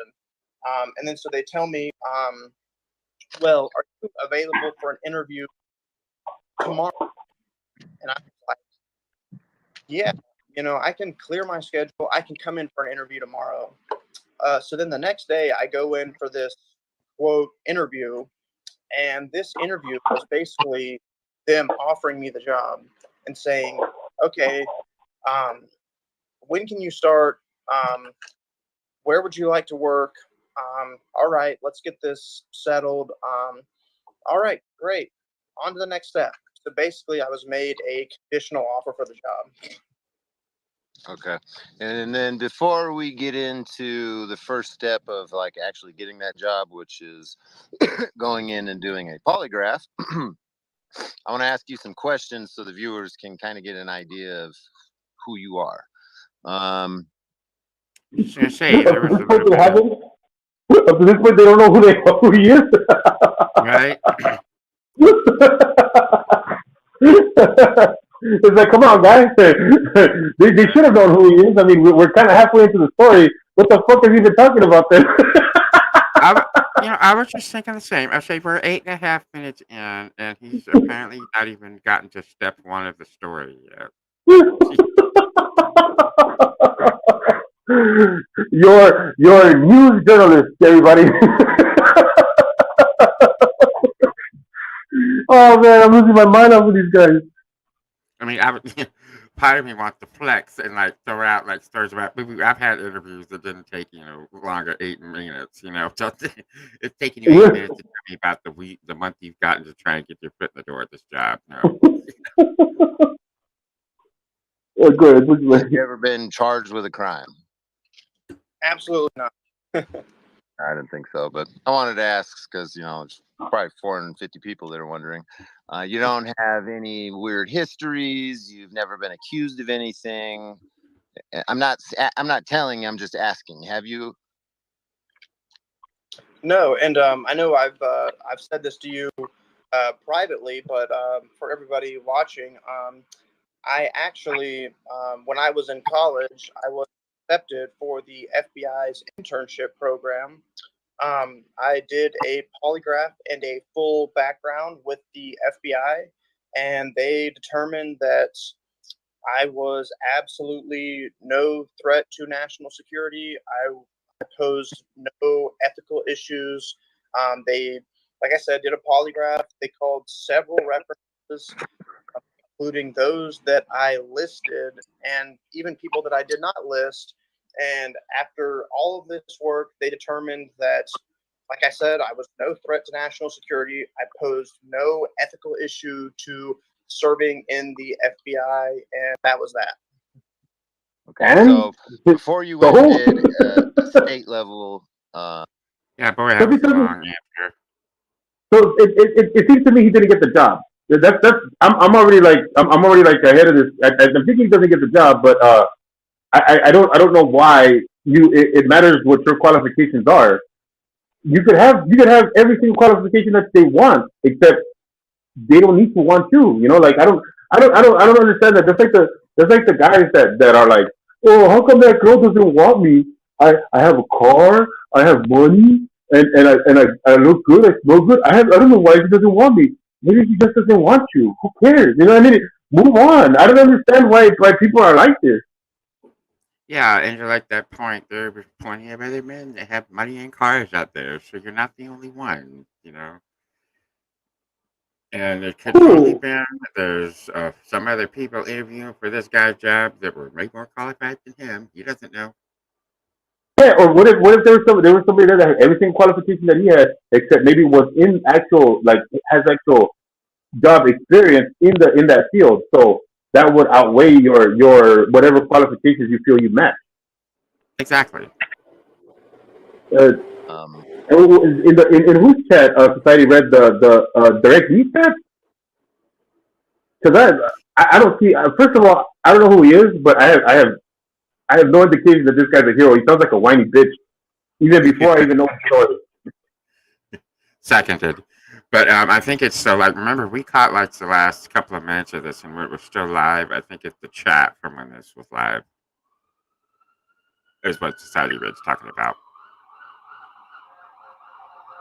Polygraph test for, a local enforcement bureau. You took a federal polygraph test, passed it, had no problems. No issue whatsoever. Okay, so now let's get into this polygraph test. And then just kind of break down the story how you had initially told it to me, from driving there and then walking in, the coffee and the comments that were made, you know what I mean? And then the way that, the tests are being manipulated so they can weed out people like you and me that wouldn't be good for that kind of position because we're honest people. Side what? Which part? No. First of all, those tests are a complete manipulation. They are not manipulated. They are a manipulation because they are not accurate. Nobody uses them as an accurate test on you. What they do is they manipulate you into thinking that you're in a comfortable place so that when you talk like you regularly do. Unlike you guys, they know that it's a situation that a lot of people don't get into. People don't go and take polygraph tests every day and are prepared for them. So that's why they got to make sure that they're getting the authentic you. So how do they do that? They make you relax. They make you chill. They make you feel like you're familiar to them. So when they talk to you, they know the difference between a lie and you telling the truth. That's why there is a lot of questions that they say that are obvious ones, like what's your name, what's your birthday, what did you do when you went to Disneyland? You may think that those questions are like they have nothing to do with the test, or that all they're doing is getting certain information. But what they're doing, every single question is meant to show how you lie and how you don't lie. And that's how they measure whether you're lying to them or you're not. And Jerry, if you were to ever interview for one of these jobs, I know one of the questions on your polygraph is going to be, Jerry, how do you feel about spaghetti tacos? Anarchy. Yeah. And hashtag Brittany. But Jerry, I did it again here. I don't know how I did it, but I get stuck on these really good screenshots. So I'm going to copy this one again. And direct these going to go on my drag race filter. And let's see if I can do it. Kind of looks like he's taking a dump, doesn't it? So I'm telling you what, I'm going to have to put a lot of lip plumper on here, but he'll have some. He'll have some hooker lips by the end of the evening. And on a side note, if I ever do drag, I'm going to change my drag name to Polygraph. the most part. I'm not 100%. Stop it, Guadalupe. Mhm. Yeah, so basically, I go in for this polygraph, and I'm kind of assuming that it's going to be identical to my FBI polygraph. I think I'm going to go, and it's just going to be basic questions like, have you done drugs in the last 3 years? Do you have any foreign contacts? Have you ever been involved with any organization? So when I go in there, I guard, you know, I, I've been through this experience before. For me, just a check in the box. I'm ready to go. That couldn't be farther from the truth. This ended up being and I want to be clear here that this is not an expression. This polygraph ended up being the absolute worst experience of my entire life. Okay. I'm shedding tears over here, Jerry. I just had to stop because I'm just gonna go get a box of Kleenex. Do you need me to send you some Kleenex, Jerry? What? It's the saddest experience he's ever had in his life, Jerry. Oh yeah, yeah. Oh, the worst experience. What the fuck did they do? Did they waterboard you or something? What are you talking about? It's an interview.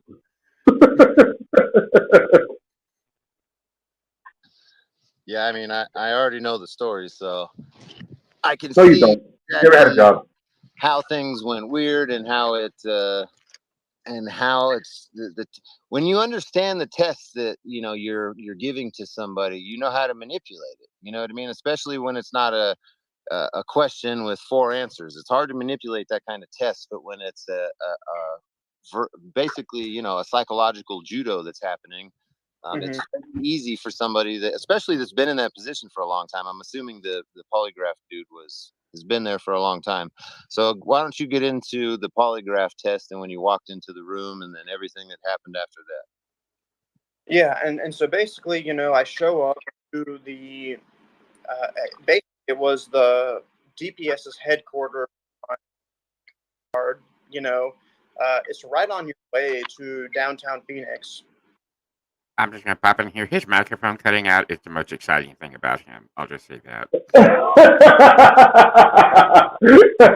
You know what? It's the only thing that I feel is kind of moving along the story because he's just like, it's like, come on, dude, like, just get to the goddamn story. You know what I mean? Like, get to. Do you not know bullet points? Like, like there should be points that we understand. Yes, we understand that you got in a car. Yes, we understand that go in a freeway to get to the place that you're going. Yes, we understand it took miles. Are you gonna tell us what radio station you listen to next? Are you gonna tell us who you called during on your ride? Come on, man, get to the fucking point. That kind of reminds me of my brother when he was a teenager. My mom would say, his name is Michael. You can't just tell Michael, hey, Michael, take out the trash. You had to literally give him every step, okay? Take the trash out of the current trash bag, put a new liner in it, tie the one you just take out, and you need to put it in the trash can outside. Oh, and if it's too night, you need to put the bag up, the can up to the street. Like, you lady had to give him every piece like that because he would try to weasel out of it and say, well, you just said take out the trash. You didn't say do this other stuff. So yeah, that's this guy right here.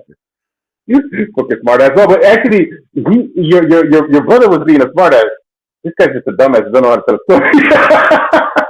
You are actually more right than you know. So my brother would do this thing where he would quote unquote forget to bring his wallet because me and my brother and sister would say, "Hey, let's go out to dinner somewhere." And he did either not want to drive or did not want to pay, or both, probably doing both. So he would quote unquote forget his wallet. So it was always a joke between my sisters, like, okay, which one of you wants to drive? Because Michael's not going to. Yeah. It's us. It's us, Maggie. You got Forgiven Jerry, which is me, and then you got Scotto, which is my stream guest over here. Real quick, just so you can see us, we're right here. We're actually just letting this video play because we're just this is so far. I'm gonna tell you right now, Maggie. I have no idea what this guy's gripe is. We've been looking at the right beat. It looks like he got beat up sometime in the last 3 days, and it looks like he's in some truck stop, trailer home place, running from the law. Talking to this guy that so far we have no idea why but he's complaining because I think he got rejected by who was he trying to get with? The FBI or what? Some government agency. I'm not sure. I don't know. He's like getting some job, but he's terrible at telling the story. And yeah, that's what we're doing right now. And I did it again, Jerry. Look, you can even really see it right here. This whole little breeze you were talking about earlier. Right? It doesn't look like they hit him too hard, but it looks like they got him like boom, and that was probably the one that dropped him to the ground. They were like, "Oh, get him, man!" Yeah, I think got him hard enough. Right. And then they make you wait in the lobby for a few minutes. All right. And then eventually, the HR lady says, "All right, the polygraph exam is ready." All right, and so I'm like, "Okay, ready to go." So I walk in this room. All right. And when I walk in, there's a guy, and I don't know if I can. Did he really just pick his nose on a live stream? This dude is by far the creepiest human being I've ever seen in my life. He's the one on the thumbnail, right? What's up? He's the one on the thumbnail in the middle, right? Yes, sir. Yeah. So that he's really pale. He has these beady brown eyes, this like grayish black hair, and so I walk in. Yeah, because these two are just, the men's men right here. Mr. Universe is right here. Yeah, I know. Oh my gosh. Who's down, Maggie? Are you talking about mine, Scotto's or the video? It might be mine. How's about that, Maggie?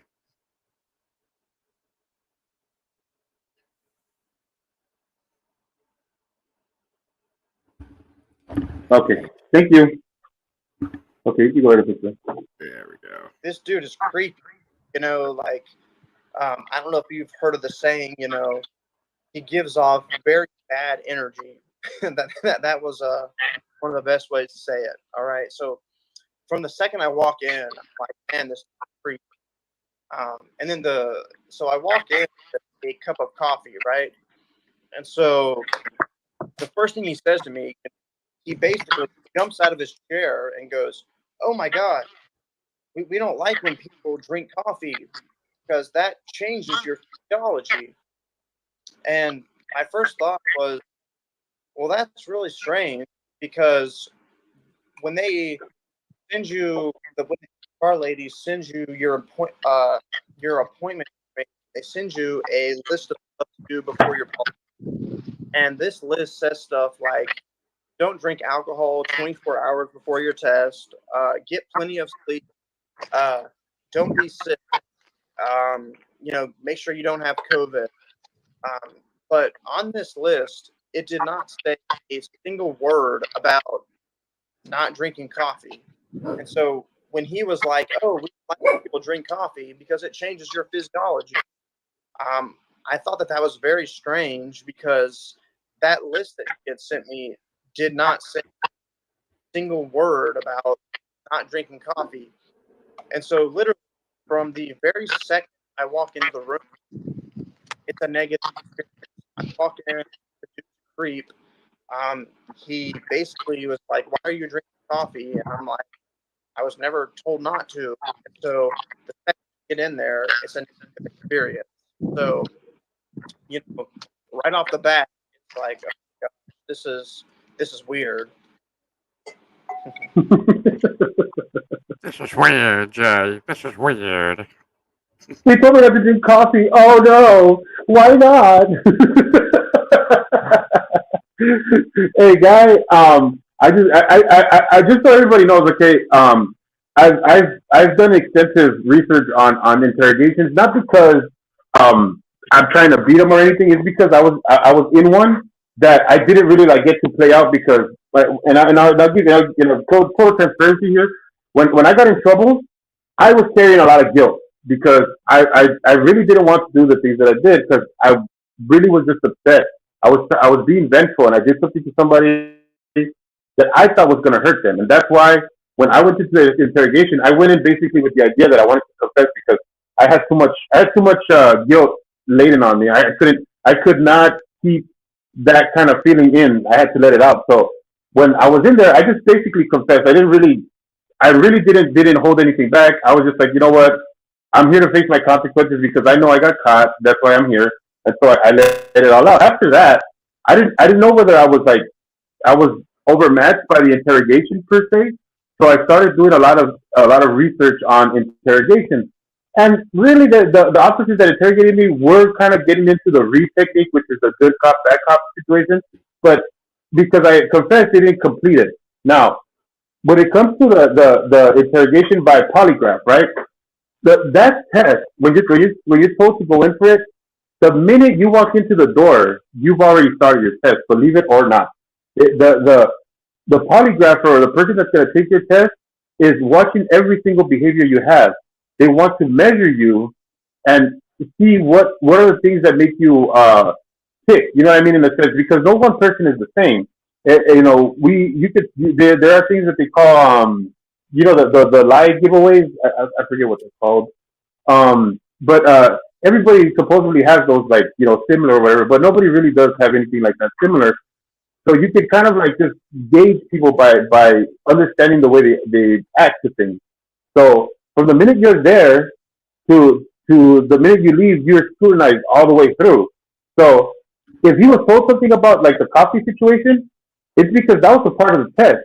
If they told him like, "Hey, we don't want you to drink coffee," they're gonna see how he reacts to it and what he's thinking, you know, because they want to get you in a certain space and they want to see how your head works. So I'm pretty sure that officer telling him that was to get him in the space of like, let me see if I can get this guy nervous right away, you know.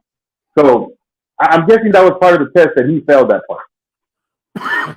I could see it, kind of seeing how he acts when he's sweating a little bit. Something like that. Okay, but I think it's another. There's a word for it. It'll hit me. It'll hit me. I know it because I used to see it a lot when I was studying this. When I was studying this stuff. I keep thinking of the word intimidate, but that's a little too strong. No, it's it'll hit me. Just go ahead and put it. It'll hit me. Okay, hold on a minute. I'm gonna move. They're saying that we're coming in a little choppy. Maybe turn the Wi-Fi off on the router or something.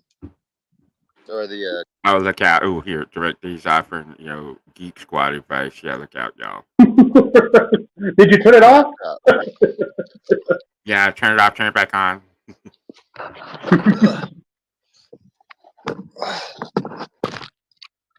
See if this is a little better. All right. Did you really? Pantomime. He moved like 2 feet over to the right, and that's somehow supposed to improve the reception. He's getting close. He's getting closer to the Starbucks. There you go. A cop off the Wi-Fi. Pantomime. That's the name of it, by the way. Pantomime, you said? Pantomime. Ah. Yeah, the people supposedly men and women have pantomimes that tell us that of you know whether you're lying or not. Mr. Vocabulary over here. Oh, it's not, man. Just read books. You'll see these words. They're real. Trying to give me vocabulary, Jerry? I'm just gonna start doing that to you. I'm just gonna like send you little rando messages, text messages that are voice, and I'm just gonna say some crazy shit in like a Samuel L. Jackson voice. It's coming. I love it. I love it. I can also do a very good Sean Connery. Oh, you better stop. My brother makes me laugh. My younger brother can do a perfect Sean Connery, and whenever he wants to make me laugh, he'll do it. He'll bust it out. It's hilarious. I'll try to catch that one for you too. Oh yeah, like I was working with one. Like I'm an IT, right? So I'm working with some guy one day about. Pardon me. He's having some problem with his PC, and I'm standing there right next to him. Like and I want him to ping a server. And one of my favorite Sean Connery movies, just plenty. But it's Hunt for Red October, where he plays that Russian sub captain, right? Yeah. So I just tell this guy, I'm like, Give me a ping for Shirley. One ping only, please. Oh my god! The guy lost it. He was like, "Oh man, that's my favorite movie." And like when we were talking about it for 20 minutes, I was like, "Okay, now we need to get back to fixing this thing. Let's fix this, and we'll talk about that later." But yeah, That was awesome. That was a really good Sean Connery. there you go. I'll send you some. I have to. Well, I have to think of some Sean Connery things to say. But yeah, I'll think of those too. I actually do know a Sean Connery story. So a friend of mine is Irish. You know, he grew up in Ireland, moved over here. Gosh, when he was in his early 20s. And when he was a kid in Ireland, he's like maybe 5 or 6 years old. His dad is running a pub, and Sean Connery and this whole film crew are there because they're filming a Bond movie out in some of those picturesque countrysides, right? They're doing footage out there. Yeah, you're old enough to be when they were filming a 007 movie with Sean Connery? Not me. This was a friend of mine. This guy's like maybe 10 years older than me. At least. Oh, okay. Yeah, this is not me. So he's Okay, being bye. So is he clapping? What are we doing?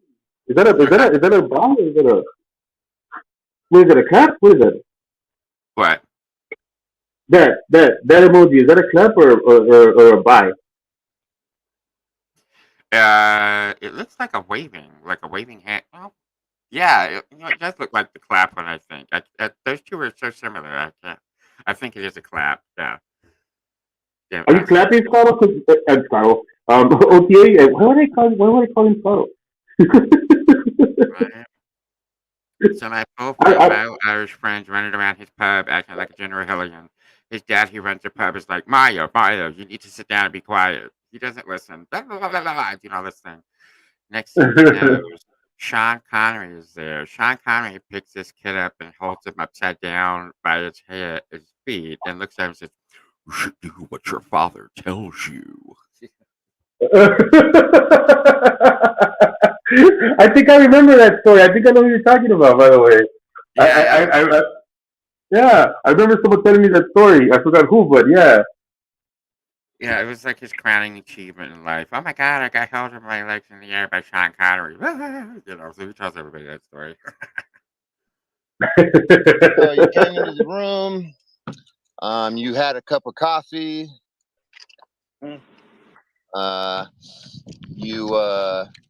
He jumps out of his chair and says, "Oh, we don't like it when somebody's drinking coffee for the test, or you're not supposed to do that." When you got a list of things that you weren't supposed to do, and that wasn't one of them, right? Yes, sir. He made a big deal about this coffee. He made a scene essentially as soon as you walked into the room, which puts you. I'll be right back. I'm gonna be right back, buddy. I'm gonna leave this running. On edge, go ahead. which is a psychological game. Yes, sir. Yeah, and so I basically said, I think that he was playing mind games from literally the second that my foot crossed the threshold to walk through that door. I think that dude was playing mind games. Oh, I believe it. I believe it. I'm gonna mute my microphone while you talk.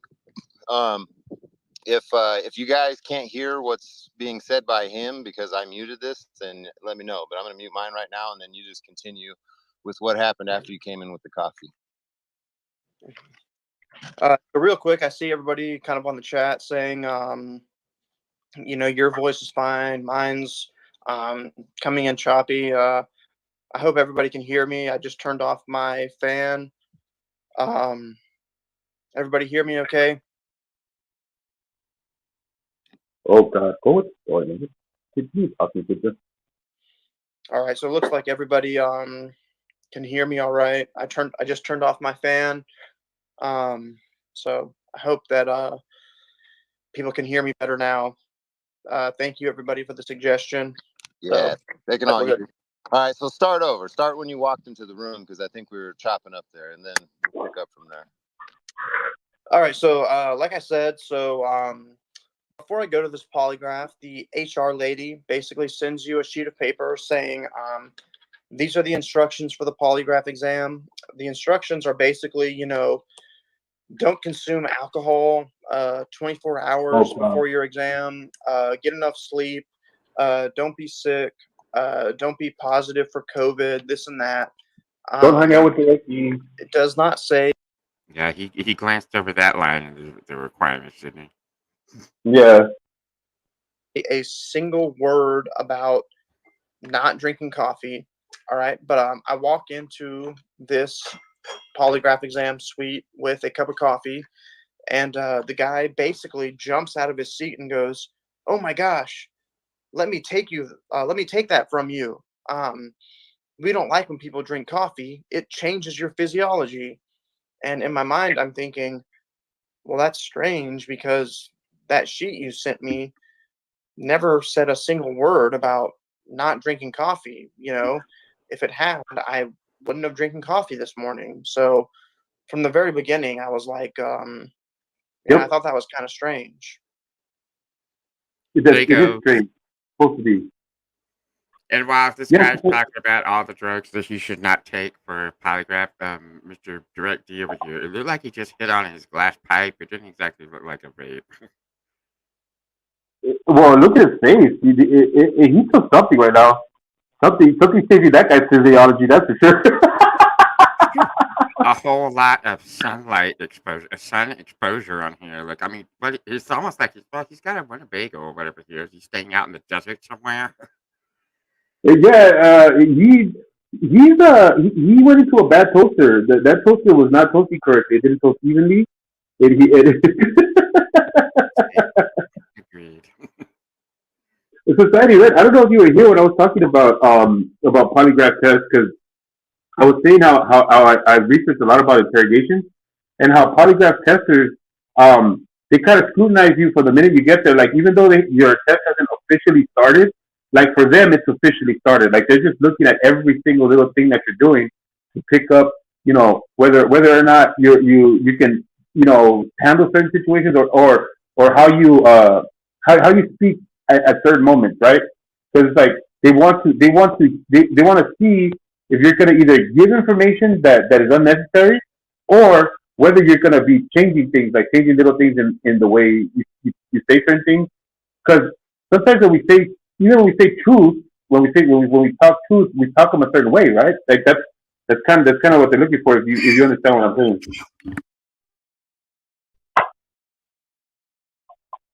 You can go ahead and play.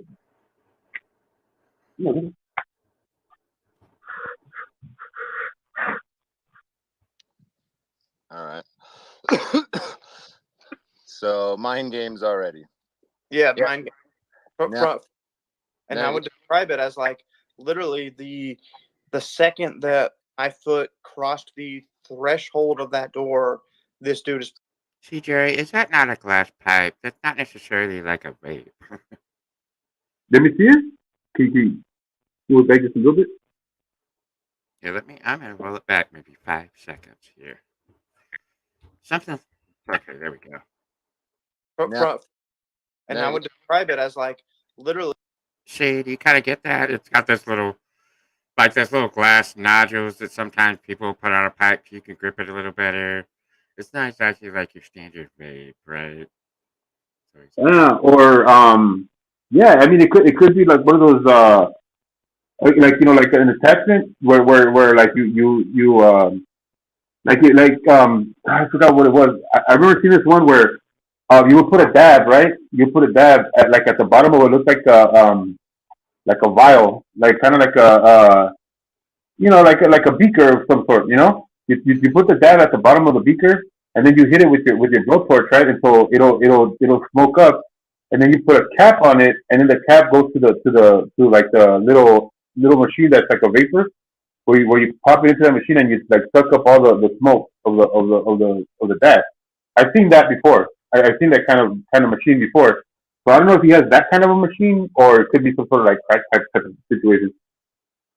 Right.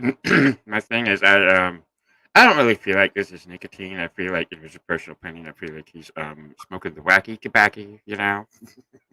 I think it definitely could be weed. It could be a dab pen. I've seen various dab pens. Like, there's so many different kinds. Like, because they're trying to get the most out of those concentrates, and it's very difficult on like a regular vapor. Like, the best ones are those ones that, like, those machines that you basically you take the weed, or you take the dab, and you put it into this big machine, and the machine will vaporize it and put it into like a smoke chamber where you suck up the smoke, or you put it in a balloon. You know, those are usually the best ones. Like the little, huh? I think I saw one of those. Is that called? Is that the one they call a volcano?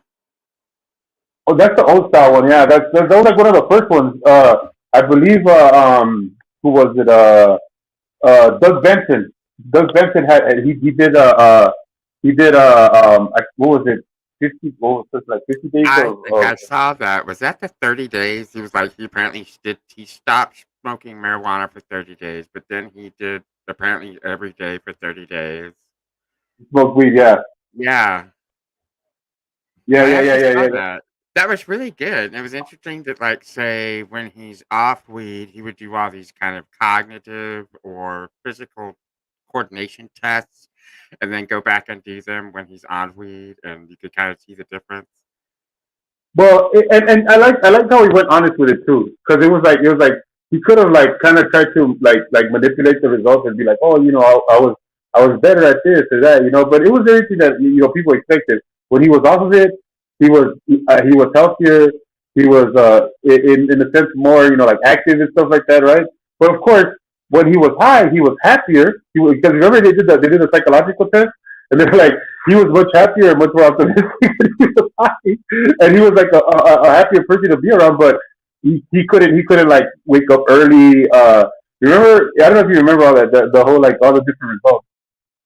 I do, and my biggest takeaway was like somebody at the end was interviewing him. I think it was maybe for a night show, and he said, first things first, I want to get this completely crystal clear.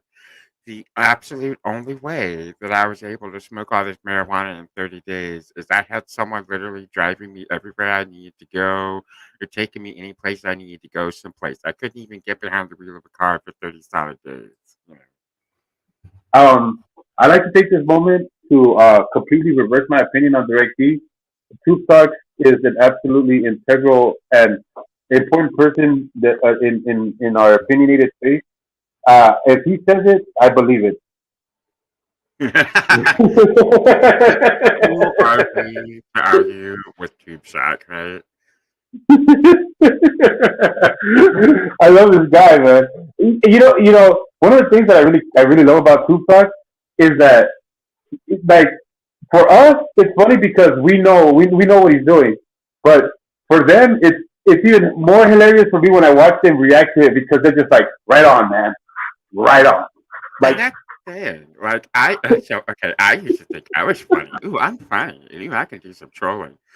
My goodness, there are some people out here like Tube Shock, for instance, that elevate it to like an art form all of its own, right? Oh yeah, yeah. It makes it a sport. You know what I mean? And it's so much fun to see when you. But it goes to show you. It goes to show you when you're good at something. When you're good at something, you're good at something. You know what I mean? When something is your thing that nobody else can match, if you can display that, it's undeniable. You know what I mean? That's why you know you got to give it up. You got to give it up to the people who are the best at what they do. And Tupac, you are the best at what you do. Yes, agreed. Props to Tube Shock. And I love the way you describe that, Jerry. It is a sport. It's a sport. Yeah, I couldn't think of it anywhere any other way. I mean, Tupac at sarcasm on this platform, dude. Where I see so many people try and fail with sarcasm, bro. Try and fail so hard. You excel in one of the biggest ways I've ever seen anybody excel as far as sarcasm is concerned, and I absolutely love it. And I'm glad you're here, dude. I'm glad you're here. Thank you for coming by, dude. I appreciate you gracing my chat.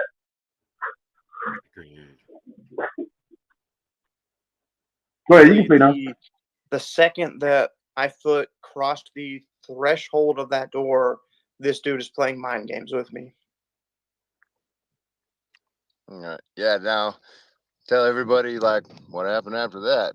All the questions, the getting up, the moving around, the changing of how they're applying the tests, all that.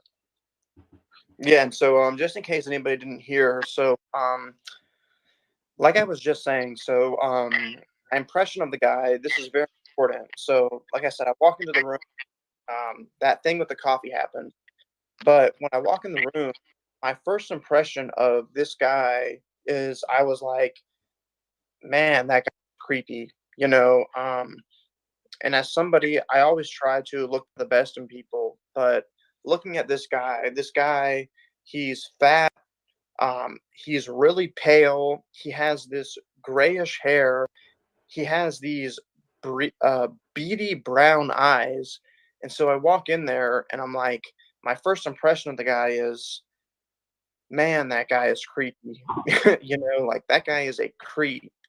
You know, and so, like I said, it's important to note that from the very beginning, you know, I'm very, very, very, very uncomfortable with the coffee stunt, and then just the guy's physical appearance. It's just, it just gets off on a very, very uncomfortable footing. I'm just gonna say I wouldn't want this specimen Madonna bringing me a cup of coffee, so I don't know why he's calling anybody else about physical appearances in coffee. Yeah, I don't know. I mean, I question how creepy this guy really looks from somebody who looks like a creepy creeper to himself. Yeah, and he, you know, talking to this guy over here who does kind of have some brown beady eyes.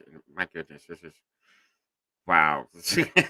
It's like he falls asleep out in the desert, or he fell asleep in a tanning bed. I mean, what is this? But yes, I'm so judgmental. I'm sorry, Jerry. No, you're good. You're good. Anyway, I'm gonna be a little mute for just a second. Just a second. I'm gonna go use the men's room, and you can go ahead and play through that. All right, I'll just leave it running. And the guy, so I want to be very clear. I'm going to put this in the chat. The guy's name is Dan Caputo. So the guy, Caputo, he basically he starts off by trying to act like he's my friend. He's like, you know, thank you so much for applying for this job. You know, we need good people like you. You know, and then he tells me something like, um, don't worry about whatever you've done. You know, I was a game warden. I broke some of these rules sometimes. Um, I'm not asking you to be perfect. All I want you to do here is be honest. And like you asked me at the beginning, I'm like, as somebody who has never ever done an illegal drug, passed a polygraph from the FBI, um, uh, never ever done remotely worried me about a polygraph. I'm not really that worried about lying to stuff. But the guy, like I said, he's a creep, and he's going like, all right, well, you know, even I've admitted to stuff and all that. So, that's kind of the way that the polygraph started.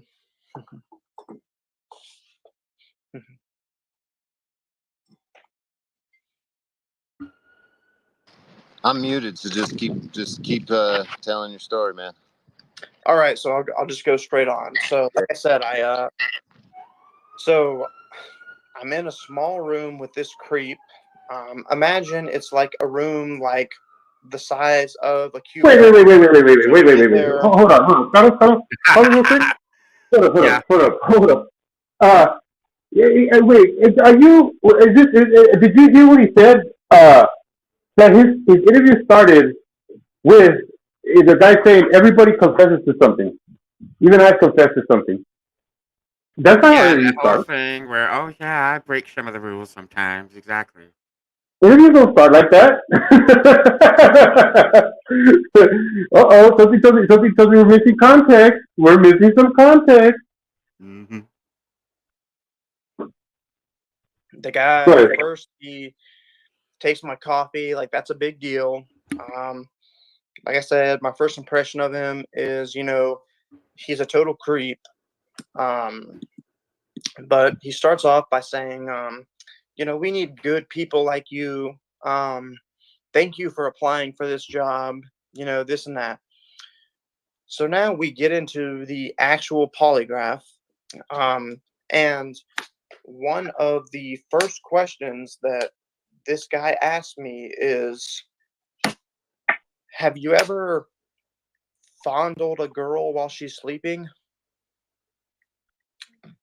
And I'm kind of like, no, I've never done that. In my mind, I'm like, that's a very strange question, but whatever. And then he asked me a few different questions. And then a few minutes later, he asked me the same exact question. And he goes, have you ever fondled a girl while she's sleeping? And at this point, I'm like, no, I've never done that. and so, you know, very, very strange line of questioning. The whole exam, he seemed to be very, very focused on sexual behavior, which I thought was very, very, very strange. And so, like I said, so he asked me, he probably ended up asking me multiple times, have you ever fondled a girl while she's sleeping? Like I Oh said, my God. He's really hung up on this one question, isn't he? Yeah, and no, and look, that's the thing. That's the thing. This guy thinks that's strange about the test or whatever. No, that's the test. That's the way it works.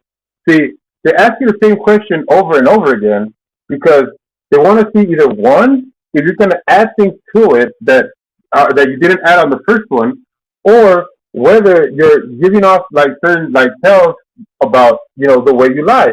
Because the one thing he didn't talk about, and I know this happens at every single polygraph test, they have a few questions that they give you that are like whatever questions, like questions that don't have to do with either the job you're trying to get into or the investigation that they're on, right? They give you questions like your name, who was your best friend in school, do you like sports, stuff like that, right? And they ask you these questions because they want to see your baseline. They want to see where you're at, where like as far as like when you're saying something that's not true, when you're saying something that is true. That's why they'll give you a question where they say, "I want you to lie. I want you to say something that you wouldn't say." So if I ask you right now, your favorite color red?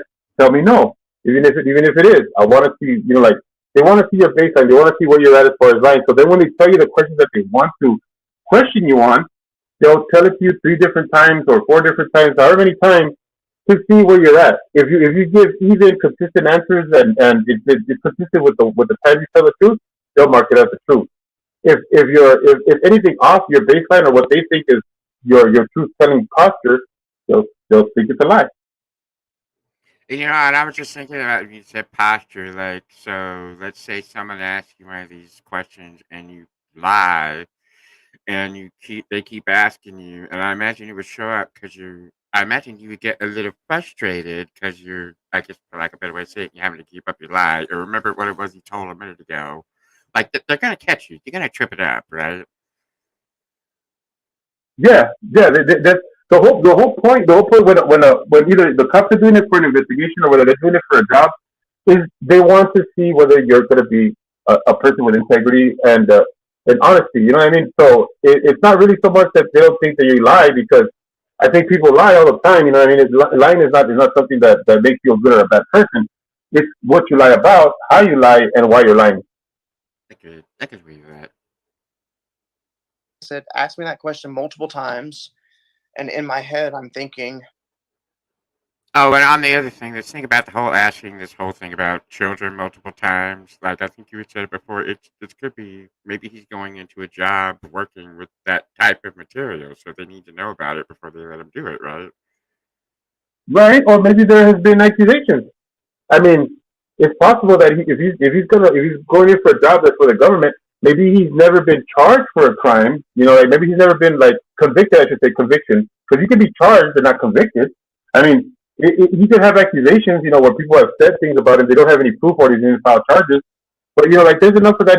There's probably enough of that evidence or info where like they get it. They want to see if maybe those had any kind of substantiability. Like something that maybe those things are true, but they just didn't go through with the prosecution or something. You know what I mean? Or who knows? It might be. It actually might be in an actual investigation. They haven't told them that. They think it's for a job, and they're actually investigating them for bombing kids. Who knows?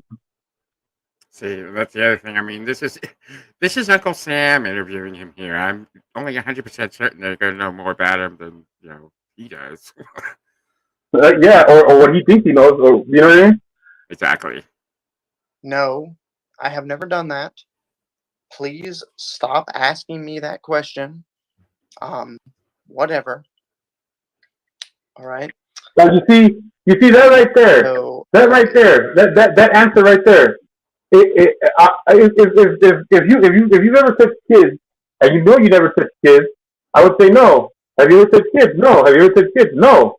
Why do you get defensive? Why do you have to say like don't ask me that question ever again? It's like ask me that question a million times. It's always gonna be no.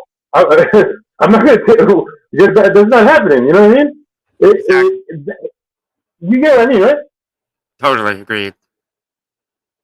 during the pre-test portion of the exam, he was just so obnoxiously demanding of personal details.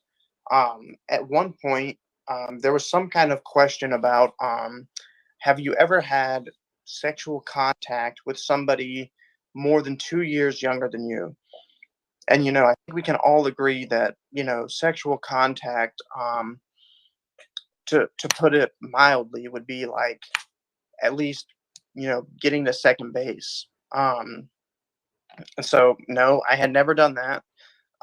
But he told me that sexual contact included open mouth kissing, and so I was like, well, when I was 17, I kissed a girl that was 15, and he goes, okay, well, are you sure she wasn't 14? And it was just, such an obnoxious comment. It was so, it was a very petty comment. And so, again, the guy, he's just a complete D-bag.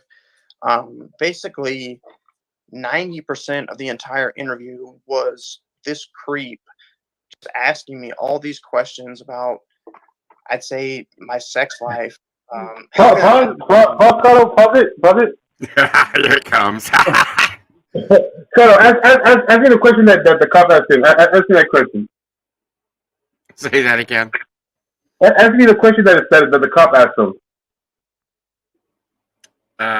What was it? The one about contact with someone younger than Yeah, have you had sexual contact with anybody who is 2 years younger than you?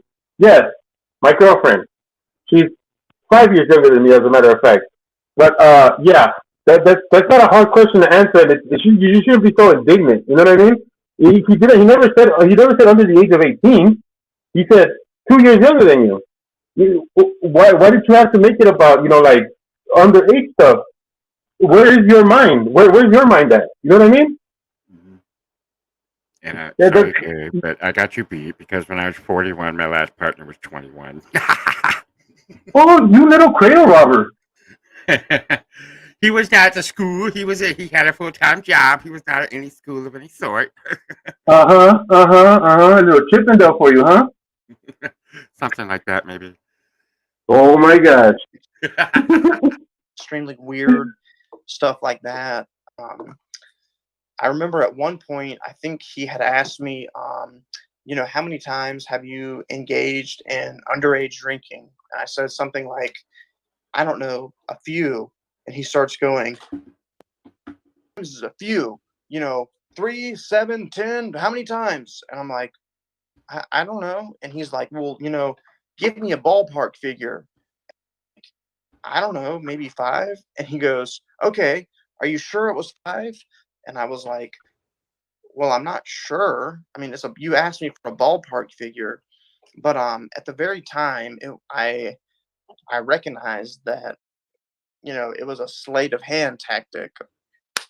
At one point, he had asked me if I had ever been to a strip club. I think that I reluctantly said, yes, I went to a strip club, you know, Why would you be once. reluctant to say you want to go And work to then a he's strip like, club? he asked me, That is such a sus thing to do. And men go to strip clubs. Yes, I've been to a strip club. What straight guy hasn't gone to a strip club? Scotto has been to a strip club. Everybody goes to strip club. What are you talking about? Those are sus answers. I don't see how he does not see that he was throwing off the bad vibes. It was him. Like you're asked about have you ever kissed anybody who's 2 years younger than you? There could be grandparents that are 20 years younger than each other. They're still together. You're making too much out of something. That was your issue, man. You're the one who's thinking about underage stuff, and then when they ask you about underage drinking could be under 21. You could have been 20. You know what I mean? You should have been like, I don't know, dude. I was young. I was a kid. I was 19 years old. I was drinking all day, every day. Dude, come on. Like, the only reason why you're being so tiptoey and walking around it is because you're into something nefarious that you don't want to talk about. And so when he talks about these things, it brings up those thoughts, not the regular thoughts that everybody else has. This is what they're seeing. Right, and Jerry, you would be so proud of me, but I actually went to a ladies' strip club once. I know, man. I know. I have gay friends that take it to strip clubs that have had somehow they have had more fun than me. I know it was like my coworker of mine. It was his birthday on a Friday, and a bunch of people at the office, and there was this club down the street called the Go Club, and he used to go there all the time. He was a regular there, and he apparently knew all the lady performers. And this was their big talking point to me. He said, they make a really good club sandwich. That was his incentive for me to go to lunch. I was like, fine. So we go, and ladies up there doing their thing, other ladies coming around, taking everybody's order, serving drinks, dinner, whatnot, lunch rather. This guy, his name's there, sits up next to me, puts his arm around me, and says, hey, dude, I'm here all the time. I know all of these lovely ladies, and all you got to do is just point, and, I will let it happen. You can get a little dance from or anything. Who is it you want? Without batting an eye, I was like, well, the bartender over there and the bouncer are kind of cute. Can you can you kind of shout out to me to them? Oh, Scotto, you can't always get what you want, right? Yeah, I just can't help who I am, Jerry. And of course, Pride is like, no, man, I got a reputation here, man. We'll just, we'll talk about that another time, or something like that. He just totally dismissed it. Hey, at least hey, that's somebody start something. Write it down. I was wondering. I remember in my mind thinking, well, I mean, how is that relevant to this job I'm applying for? But I say, I mean, yeah. And then it's hard to explain over video, but literally what he said, the way that he said it was so creepy. He goes, did she touch your penis? And I was like, no. But just the way that he said it, and like I said, it's so hard to explain over video, but the way that he said it was so creepy that was the first time in my life that I was like, I really felt my skin crawl from being so uncomfortable and being so creepy. It was it was very creepy. Ooh, and 1 second. Oh yeah, take a big drink. Take a big drink. This is the best right here, Directy, you've ever looked. Look at this. This is amazing. Dang, Ricky, you look So real so fine over there. this interview, the whole thing is, and so like I said, I know that I had said this to you privately, but so when this was going on, I was 22 years old at the time, and this dude is basically my dad's age, right? And so this dude is just badgering me about my sexual history, and it's like, I don't want to go into complete details about my sex life and my sexual history with this dude that's like a complete creep, and then B, my dad's age, right? That sounds like something a girl told him before. And then so Say that again. That sounds like something like a girl told him before. Like one of his like coworkers at the Wiener Schnitzel. Like he's all like, hey, so how's your sex life? And the girl was like, I don't want to talk to you about my sex life. It's really something to say to my dad.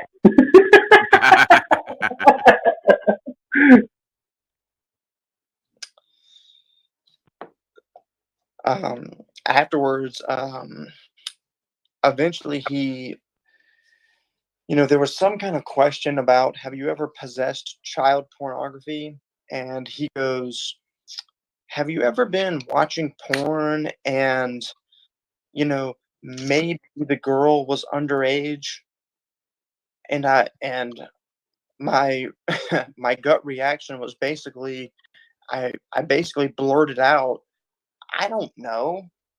Let me pause you right there and add to that, because that's a legitimate question and a legitimate answer.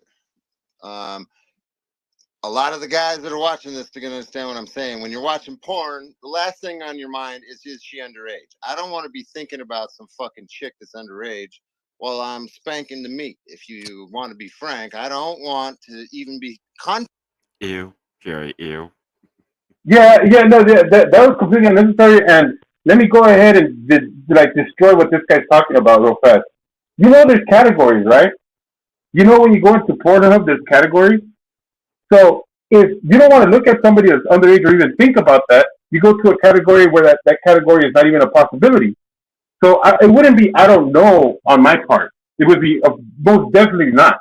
Because when I go to any site that has to do with porn, I specifically want to know that those women are all over 18. Now, if I want to fulfill some sort of fantasy in my mind that the girl is, 18 or maybe under like 17 or whatever, because like some guys have fetishes for that kind of shit, then I go to the teen section of the site. There are subsections and all kinds of different sections for all your different types of thought processes or whatever. But don't act like the whole point of being there is not fulfilling some sort of fantasy you have in your head.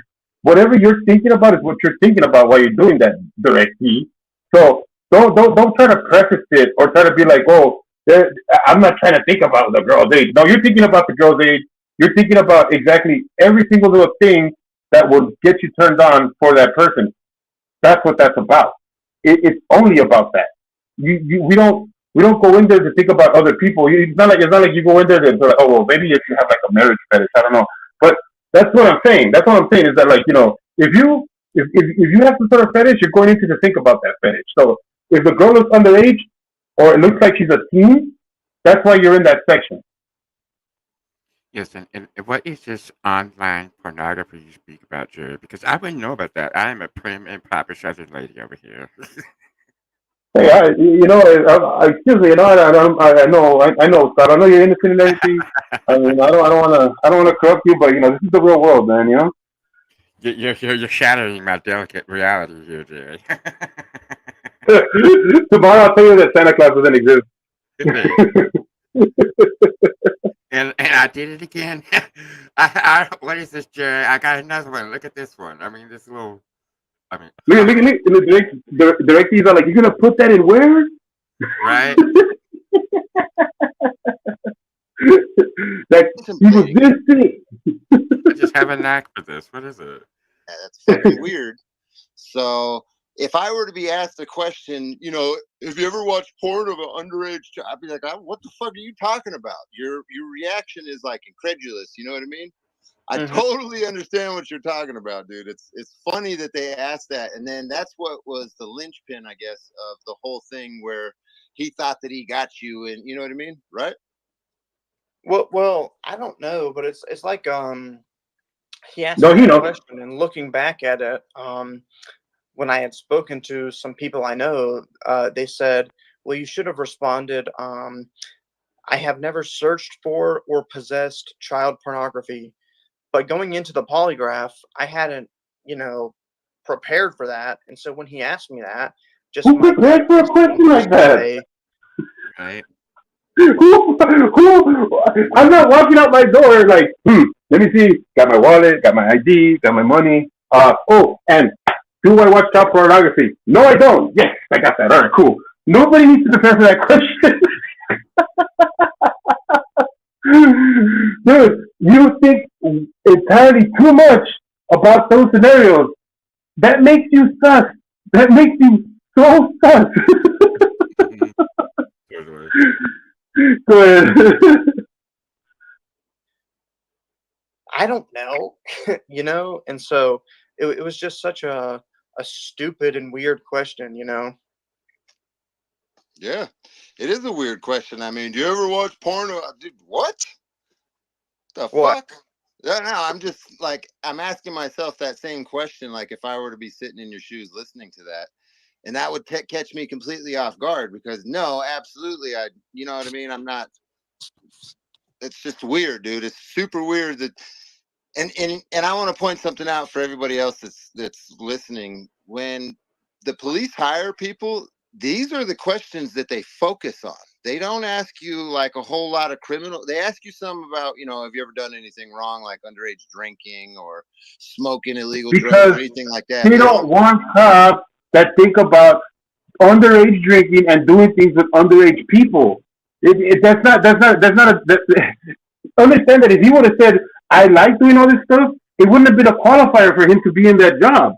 Those are disqualifiers, Direct E. You ask questions that are disqualifiers. All right, he's never had a job before. I'm sorry. I'm talking to somebody who's never had a job before. Go ahead. Yeah, you might as well be speaking Greek, Jared.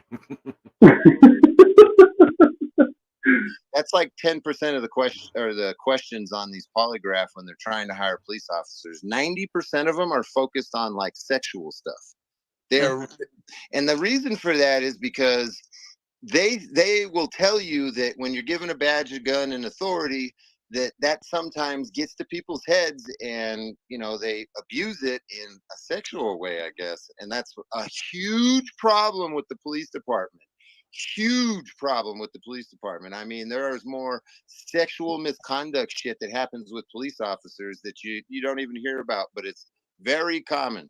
The statistics on it's called position of power, directly, and it's a huge problem amongst anybody who has power under subordinates. That's why corporations, when they hire new managers, when they hire people in superior positions, they take a lot of sexual misconduct classes because they don't want people to get into any problems like that. This has nothing to do with this kind of conduct is amongst every single person that's ever become a law officer. No, these are conducts that happen when people have power dynamics that are over people that they can use them against. So what they're doing is that essentially they're trying to figure out if they're capable of doing that, and if they're in a scenario where that the person offers them a sexual favor of some kind, they're not going to take it. It has a lot to do with. Go ahead. I was just thinking about that last part. It's like it does not sound religious. It's like temptation. Are they going to give in to the temptation? Right, and the thing is that this is how you know this is where you could tell somebody's bias over whatever group or organization, right?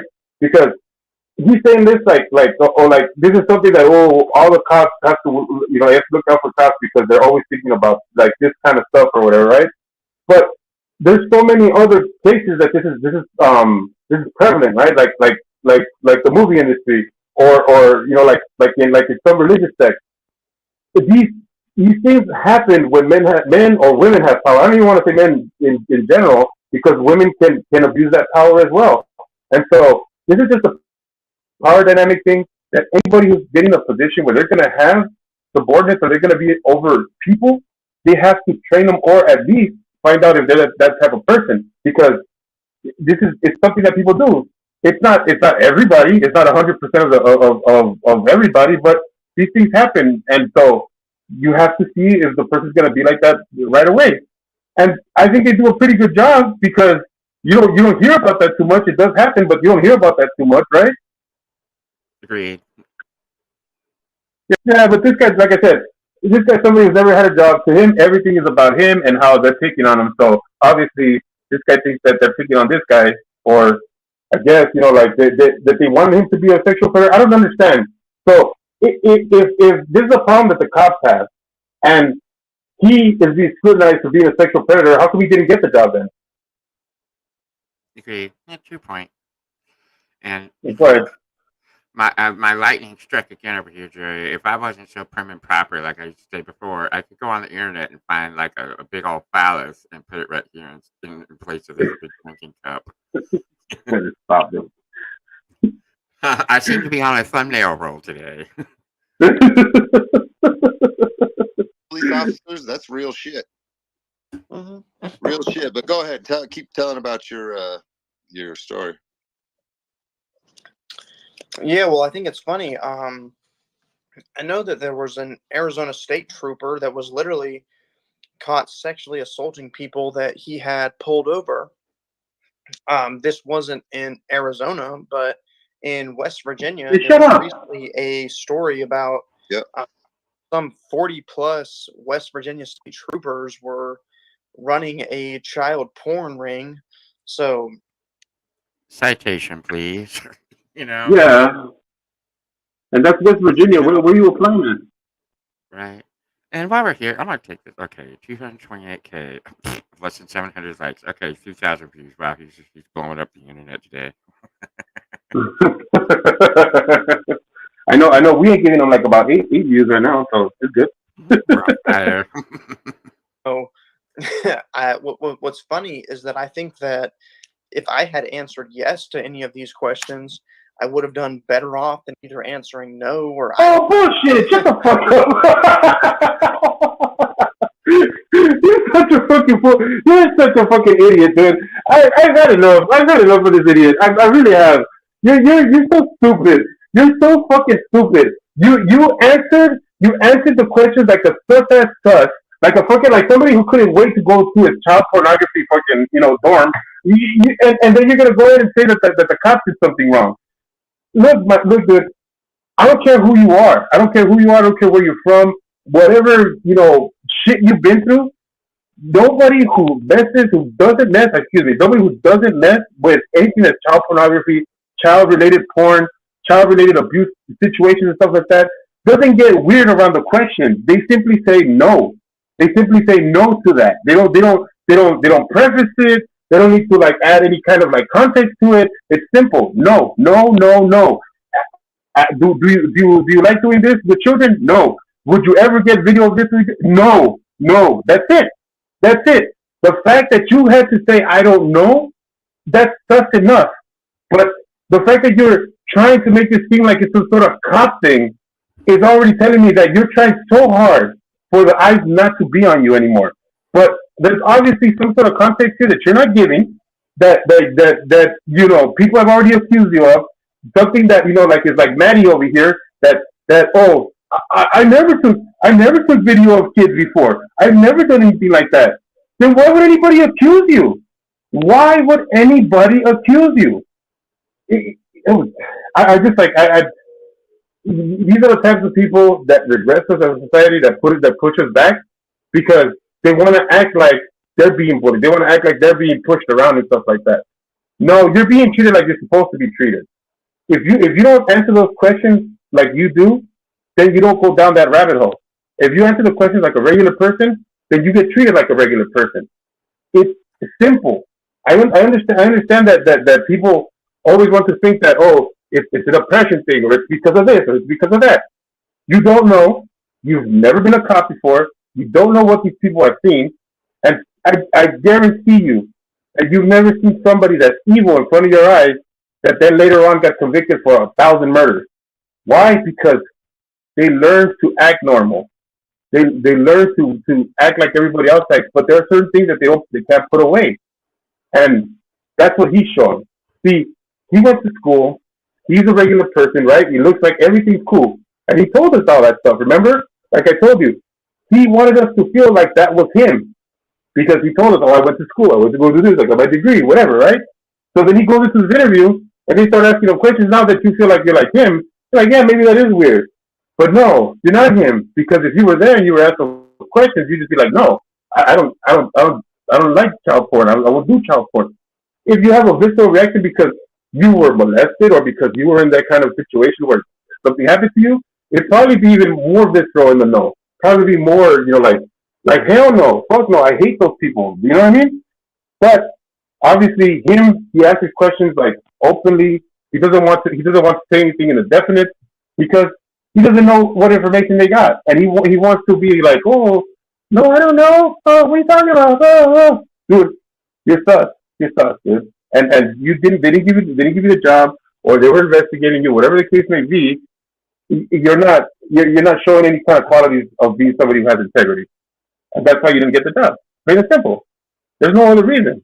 It's just on your stupid half-assed story that's right here, which I believe doesn't have all the context of what happened. Right, we are only we just crossed the third wave mark, and he's still like just blathering on about it. And I feel like it's like you said. I feel like he didn't get the job, and this is the whole thing coming out here. He's got this kind of grudge. He's doing a grudge. Yeah.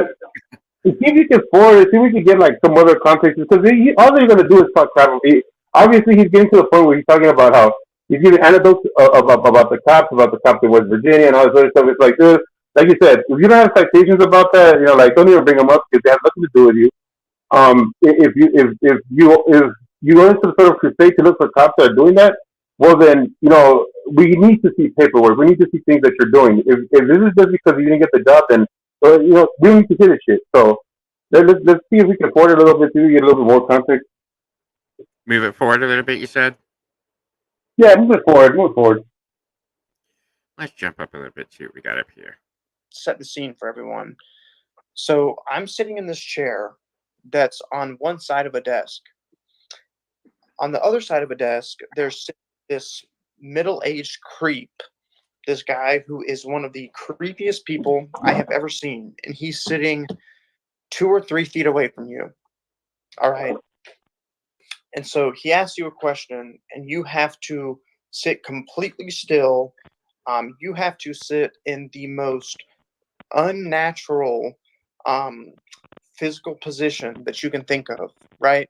And then he tells me, he goes, I'm just gonna say, I imagine the same happened with you for a polygraph. I mean, it's not like they let you lay back in a lounge chair and prop your feet up, right? Yeah, usually interrogations go. You have either 2 cops or 1 cop there. You have a door, and usually the cop will, depending on, of course, I don't know how they really handle non-criminal polygraph tests, but I know there's a criminal polygraph test. They'll have somebody in front of the door purposely, so like that you can see the door, like if like you can see your way out, but the cops in front of you. That's usually what they do. That's usually the technique that they use because it makes you feel like I can leave, but I have to follow what this guy's saying. You know what I mean? Because I want to get out, but I have to do what he's saying, or else I can't get out. And or like you do that thing where they'll handcuff you to the table, so you're like just a stretch away from getting out. It's like kind of like a desperation thing. They're trying to get you to feel like you can get out, but there's gonna be obstacles. Or I don't know exactly how this guy was doing, but what it sounds like to me is that they had the guy close to him. The guy that was close to him this is probably gonna be part of the read technique. They had the guy close to him who was gonna grill him, and they probably had like another guy chilling like further away to kind of give him like the sense that, oh, this is my friend. Yeah, the whole good cop, bad cop or something. Yeah, that's called the read technique. I don't even remember what he said. Okay, but he explains the directions to the polygraph in the absolute most complex and convoluted way that you can possibly explain them. And this was done completely on purpose. And so at the end of the polygraph, or at the end of the instruction period, it's basically there's 2 questions that you're supposed to answer yes to, and there's 2 questions you're supposed to answer no to. So I'm sitting here, sitting basically straight up like this, and the guy's like, blah, blah, blah, have you ever blah, blah, blah, blah, blah.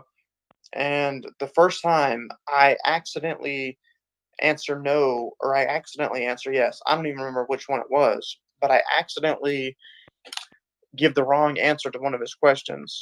And this guy who's sitting 2 or 3 feet away from me literally screams in my ear, "You were supposed to answer no to that question."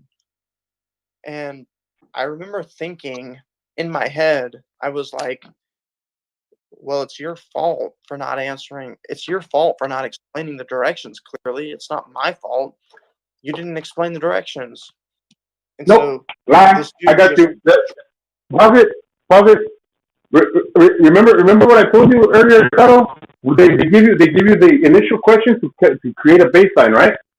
That's what that was. That's what that was. So what they told them was, I'm going to give you 2 questions to say yes or no to. You have to say the opposite of what you normally would say. So if I say, is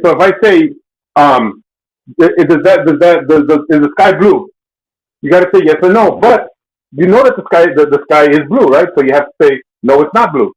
Those are the preference questions. Those are the questions that make that baseline where, hey, this is how he lies and this is how he doesn't lie. I could see the man asking him, do you like child pornography? And he said he's all like, I don't want to answer that yes or no.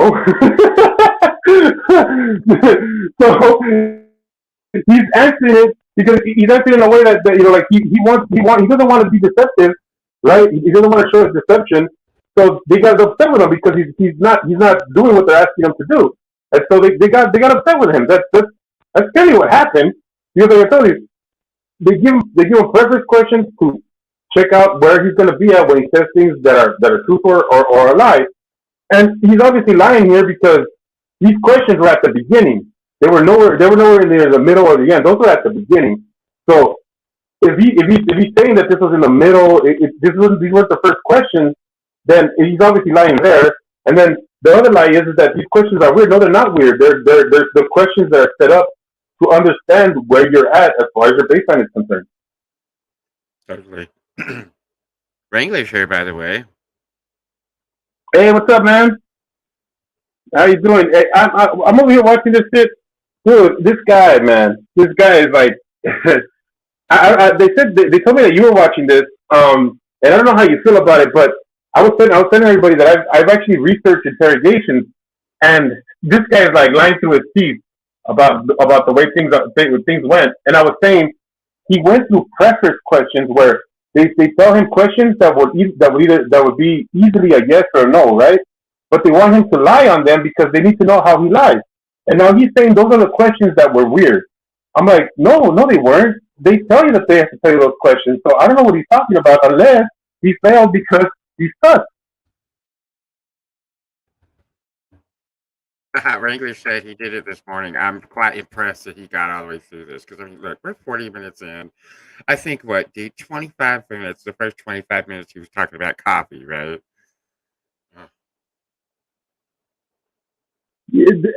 Well, I know that if they were to tell me, whether he's bullshitting in the story or not, I would have told you he's bullshitting maybe 20 minutes ago. Really, I'm going through the motions because if anybody, had any questions about this story, I could say right away, I already see all of the bullshit, all of the lies, everything that he's saying that is wrong about that situation, and of course, every little thing that the cops did is weird, but everything that he did was normal. It's like, nope, dude. Everything you did was fucking weird, and everything the cops did was normal because that's how an interrogation is run.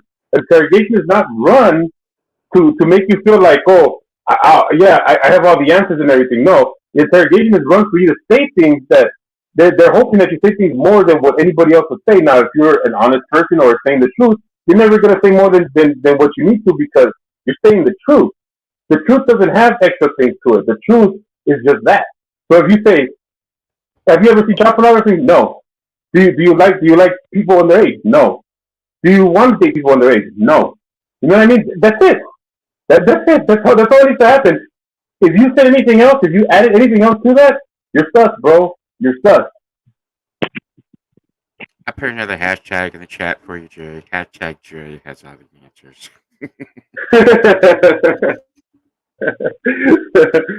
It's only because I've experienced it. Screams in my ear. All right. And then so When I get the answer right, I nod my head. Apparently, I guess I nodded my head too quickly, maybe too far down. I don't even know. I go, and then the dude, for the second time, sitting 2 or 3 feet away from me, just screams in my ear, half of that movement. And so I'm like extremely annoyed, and I'm like, oh my gosh. Anyhow, so basically, we're in the in test part of the exam. And so I have to sit here. I have to sit extremely still. I have to think about, okay, which Oh, please, questions am I please, supposed if I can. to? Scott, could you give him the link? The Wrangler? Yeah. Hang on. I'll send it to you in Discord, Wrangler. Let me get the right. I was gonna send to you on Discord. Scott is my secretary for you. Administrative assistant, Jerry. Holy shit! You gave it a whole title. Oh gosh. Am I gonna have to pay you more than minimum wage now?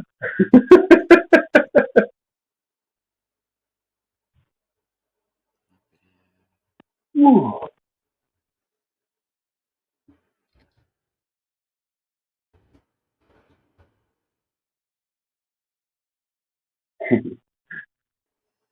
Getting it ready. I'm getting there. Oh yeah, no, I'm sorry. Maybe I should be saying something, huh? Well, it's because I don't got no raffles or nothing like that going on. If I did, I'd probably like be like, oh yeah, like I got my raffle coming up. Hey, you want this voodoo doll? No. There you go. He got the hookup. There you go. Check your Discord, Wrangler. Scott just said to you.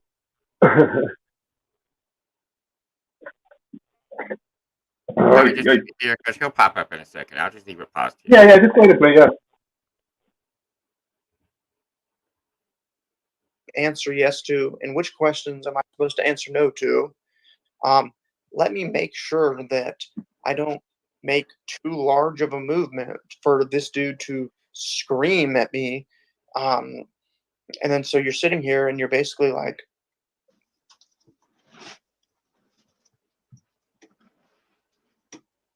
I said, the absolute most uncomfortable physical position you could ever be in. And so now, eventually, I'm sitting here. I'm trying to focus on which question I'm supposed to answer yes to, which question I'm supposed to answer no to. I'm trying to make sure that I don't make too large of a movement.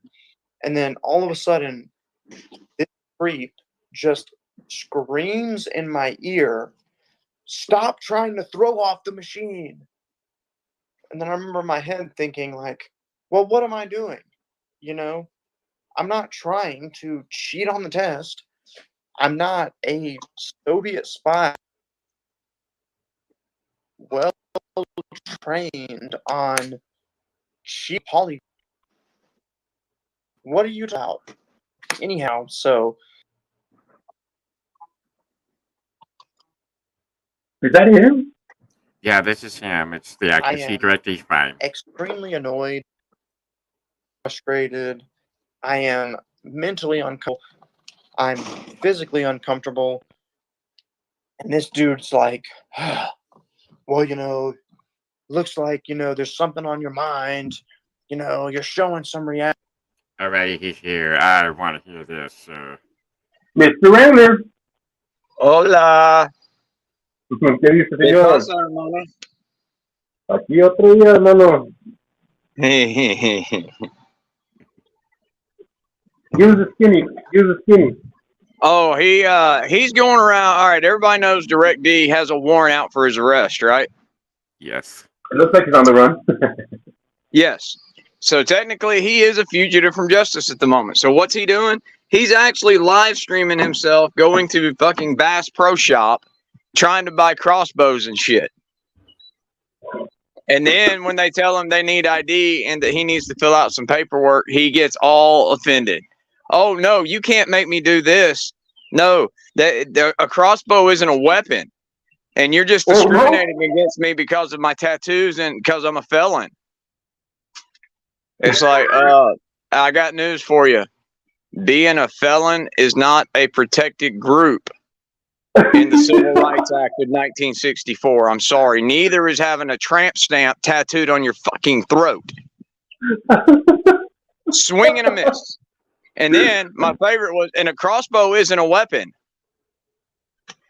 Wrong. It, from its inception, it was designed specifically to end life. Whether it is an animal for sustenance or a two-legged varmint for power, it does not matter. It's a effing weapon. And he's dressed up. I mean, it's 110 plus freaking degrees in Arizona right now, and he's walking around in a long sleeve T-shirt, in a fucking Mortal Kombat mask covering his tramp stamp, run up all the way to his nose, and he's wanting to go into a Bass Pro Shop and buy weapons, and they're telling him, no, well, we have to do this because it's our corporate policy. Well, that's not law, it's policy. Hi. Where's my bourbon and my straw? And I don't mean the glass. Where's my bottle and my straw? This guy, Jesus Christ, man.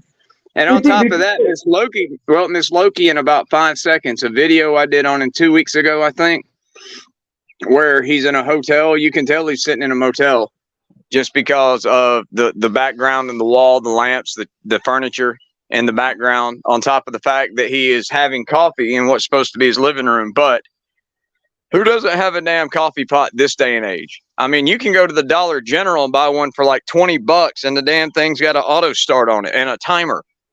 Right. You're going to tell me he doesn't have a coffee pot in his house with the damn 150 plus grand a year he's making off YouTube? I mean, he's got 220,000 damn subs. Yeah, I've seen his damn live streams. He is making effing bank. So you're going to tell me that, so he has to go to the damn 7-Eleven to get coffee with the little, the little single-use creamer cups. Yeah, that's not happening, man. He's No. So he's on. He was going on the run then, and this is the same video. He announced that if forced cops tried to arrest him, that he would decapitate them. And then my favorite part, on his last booking, it says that he told them he weighs 204 pounds. 204 pounds? Oh, bullshit. Sorry, I'm allergic to bullshit. Sorry, everybody. Yeah, excuse me. Bless me. But yeah, so he weighs 204 pounds. I'm like, dude, I don't care if you had Tyrone the third legs, hog stunt double swinging. You ain't weighing no 204 pounds, you scrawny little bath salt addicted jackass. Yeah, man. It's these guys, man. It's so weird. It's so odd. Like how they, he's acting like he left Mesa for Tempe, Arizona. And that's what he told everybody in the video. I'm going to Tempe, Arizona. He didn't. He's still in Mesa. Because that's where the Bass Pro Shop is. Damn it. Dude, it gets even better. Miss Loki found the damn hotel, the motel he was staying at, in about 40 seconds last night. When I was live. When I played the video. And she lives in the Midwest, not in the Southwest. It's amazing, man. So, it's amazing. It's amazing how these guys think they're so smart, right? They're well, so in smart. the video I did this morning,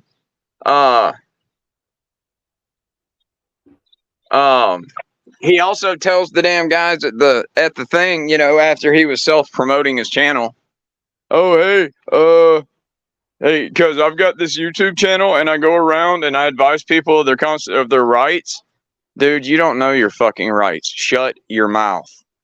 You called a U.S. senator thinking it was a congressman because you wanted them because you wanted them to void your convictions. Really? He called he called Kristen Sinema's office trying to get her assistant to void his criminal convictions. And when she said, sir, we can't do this. This is a federal legislature. Exactly, it's federal. The Constitution's federal. And all of a sudden, it's that damn scene from the Naked Gun 33 and a third where everybody's slapping their effing heads. I'm like, oh my God, if you get any dumber, your name's going to be Chili. You're right. I would have been like, excuse me, sir, I believe you're looking for a pardon, and you may want to go talk to your governor about that. Exactly. The governor could grant clemency and completely expunge his record. But, you know, and if he had not dropped out of high school high on meth when he was like 16 years old or whatever it was, he may have learned about the three types of government we had, the three sides of our government in this country. It goes from D.C. to states to municipalities. You know, you have the legislature. That's the people that write the laws. You have the executive. Those are those that sign them into laws. And then you have the judicial. Those that enforce and verify the laws. And all he had to do was like stay in high school long enough to take like half of one effing civics class. And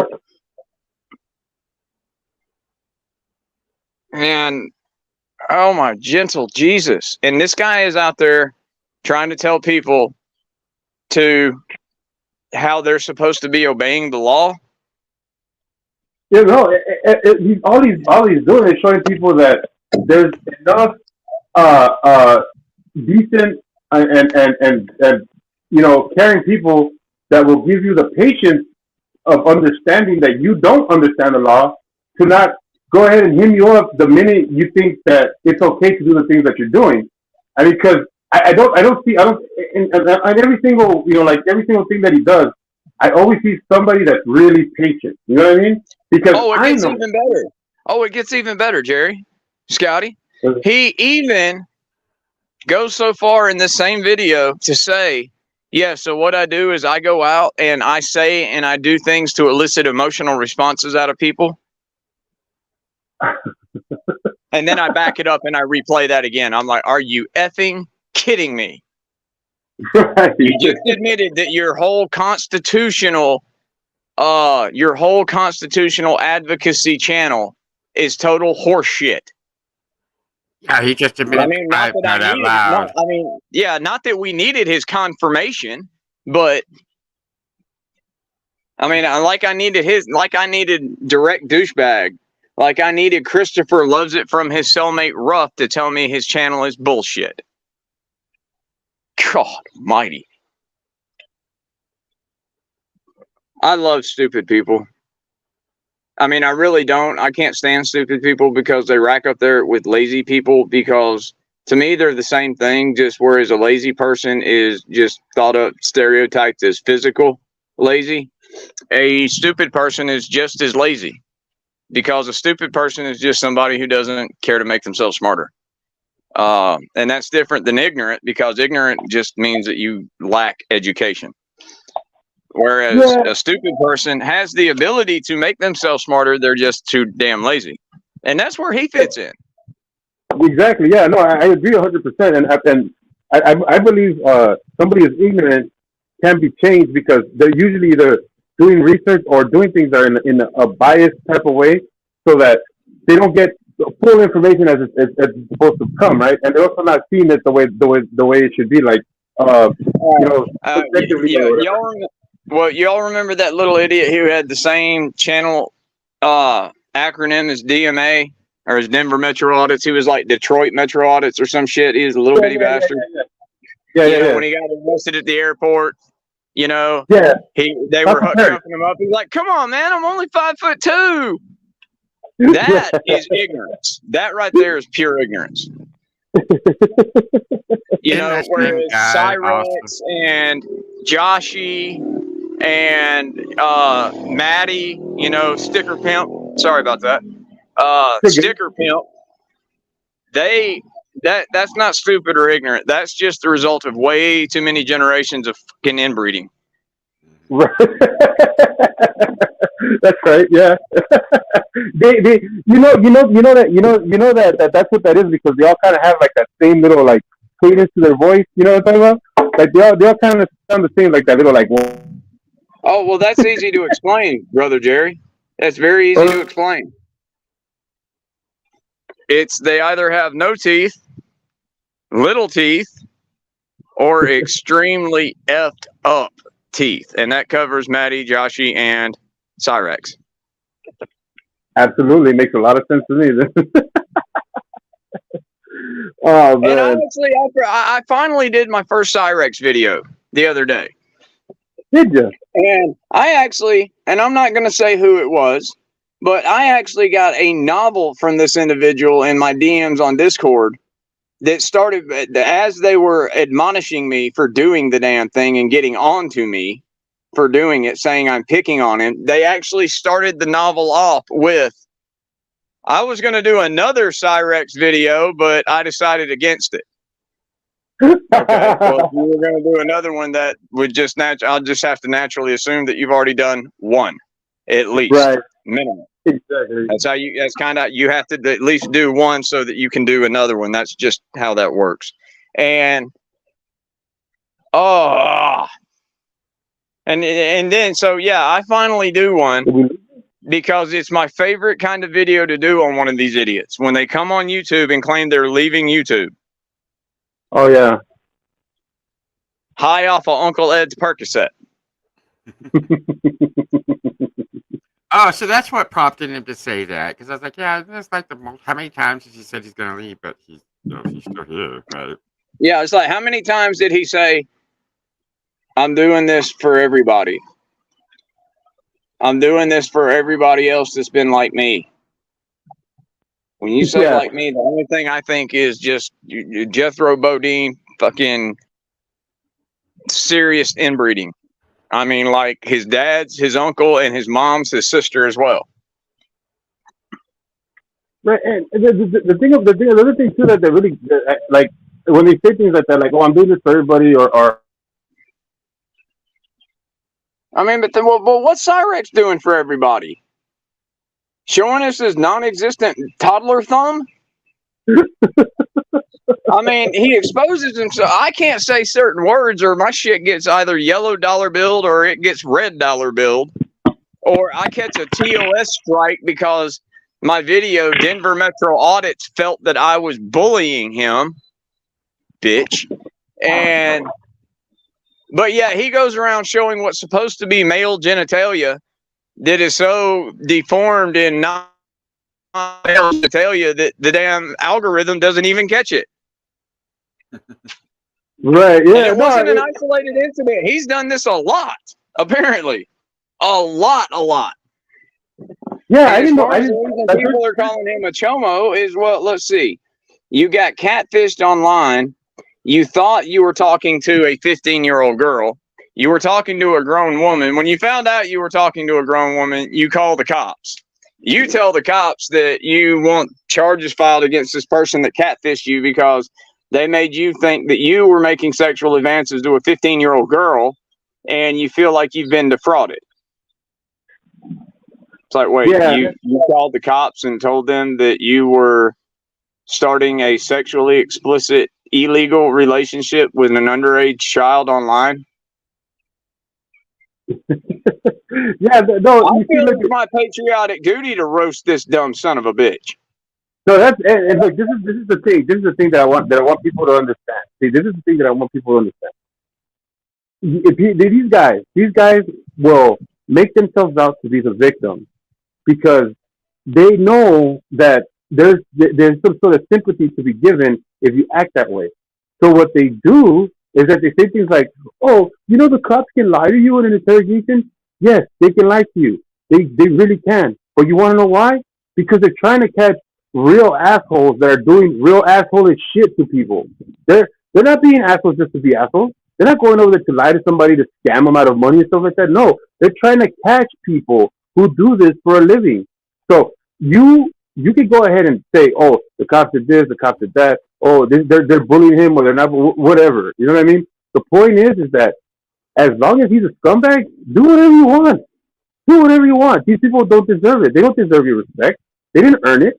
They didn't earn any of society's civil attributes. So don't worry about them being bullied or pushed around and stuff like that.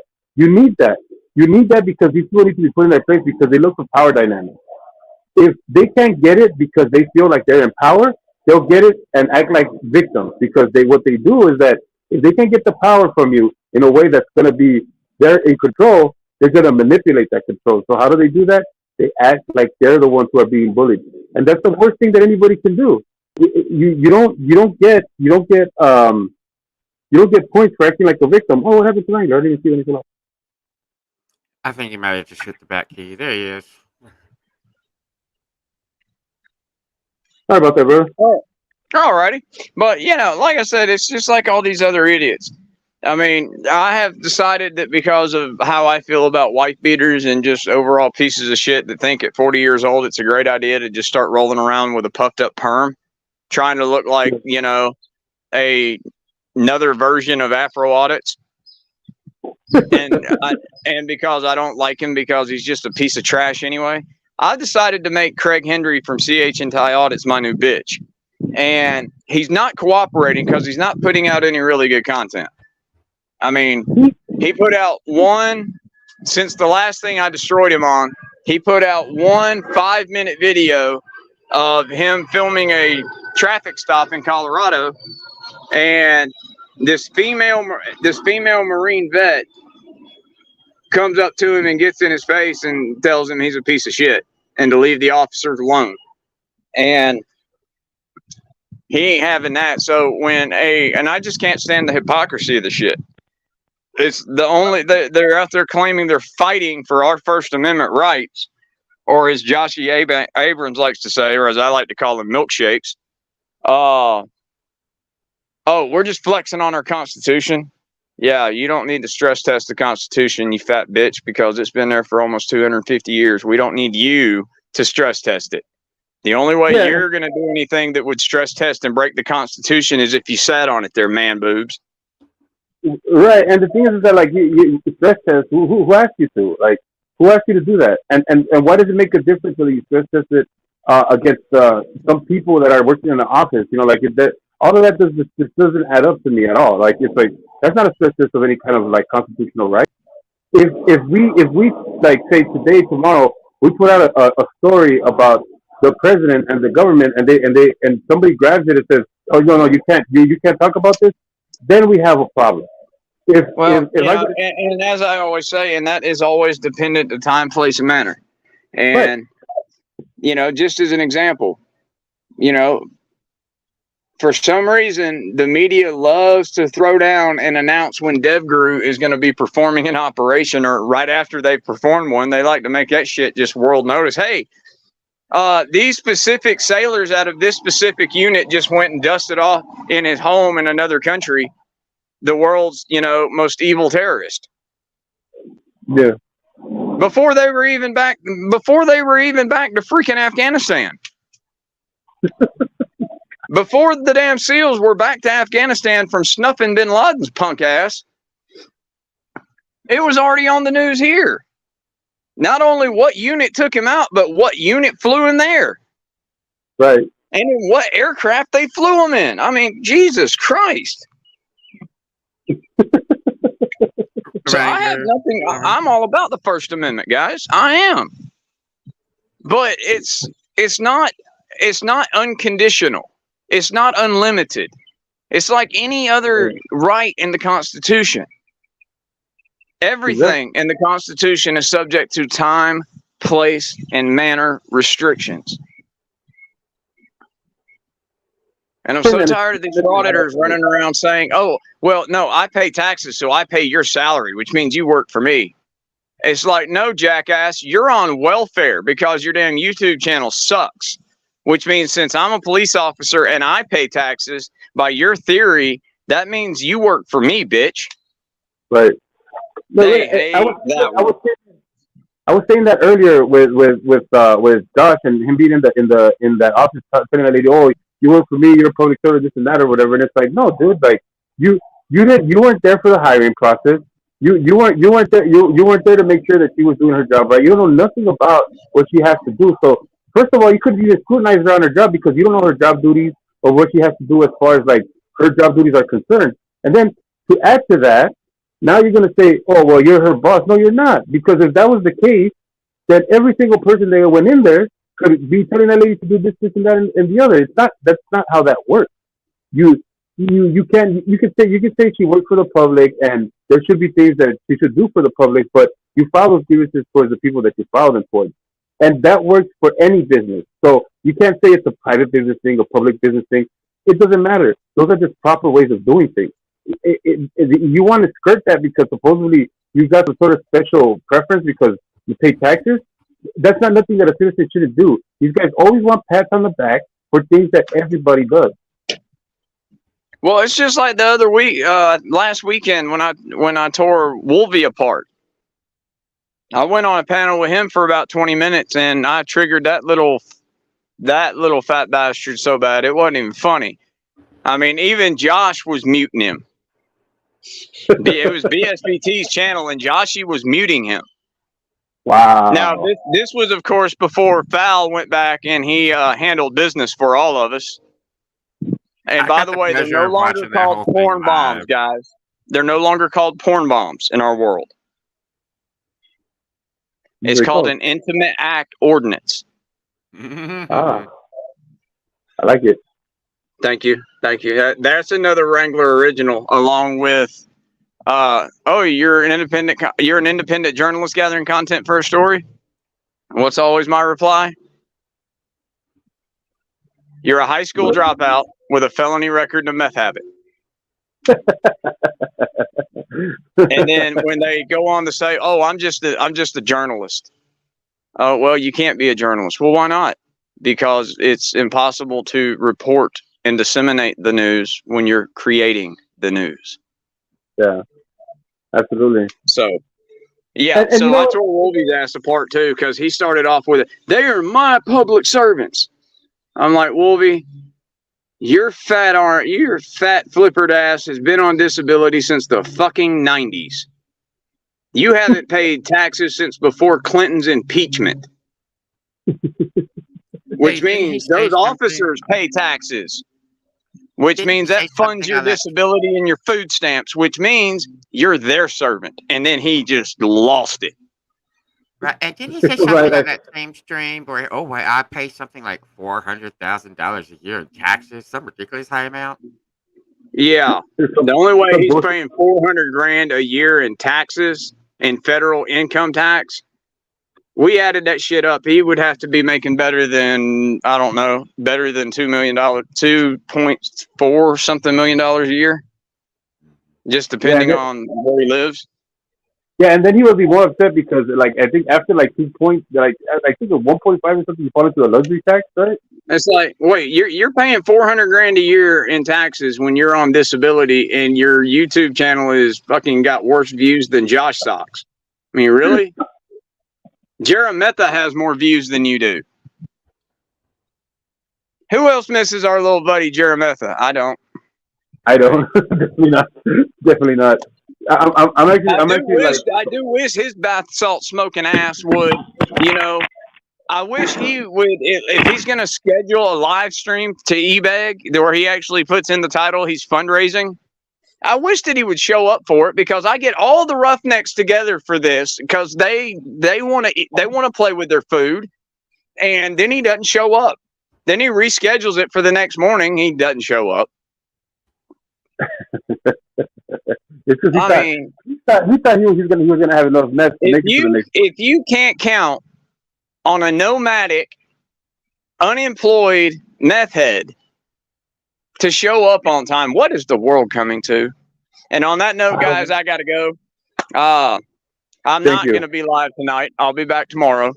Me and the business are gonna chill out, maybe visit a stream or two, but I'm gonna go eat dinner with Kimmy, and I will holler at y'all later. Everybody have a great night. Thank you. Peace. In the words of Kfar, bye. Bye, mano. Hey, that'll be it. I'll add a K-Fire impersonation to my repertoire. Bah! Yeah. That's a pretty good bye. I told you, Jerry. It just pops out like Tourette's. It's just beyond my control. You know? Hey, Erica, how you doing? And, this is going to transition well if Erica is here for what we were talking about. we were talking. We've been on this interrogation that Direct D was talking about with another guy, and we know it's all BS. And I think I'm done with that video. I don't need to see the rest of it. But we were talking about interrogations, and that's the first part of like a jail experience for somebody who's going to jail, and that's why I have a lot of experience in like understanding what cops are doing when they're doing that. And yeah, a lot of the time, if you are going to be interrogated, it's not going to be a fun situation. Some people who are innocent go through it, but usually that's where you get written off. Like if they had any kind of suspicions of you, usually the interrogation is where you're going to get written off as somebody who's either in to needs further investigation or needs to be charged. Um, and so yeah, you get put through the ringer. Sometimes people have to sit in interrogations for hours, but it's all in the hopes that they're gonna find the person who's responsible for whatever happened. And yes, it can be grueling, it can suck, but if you didn't do anything wrong, more than likely that interrogation will exonerate you in the cop's eyes.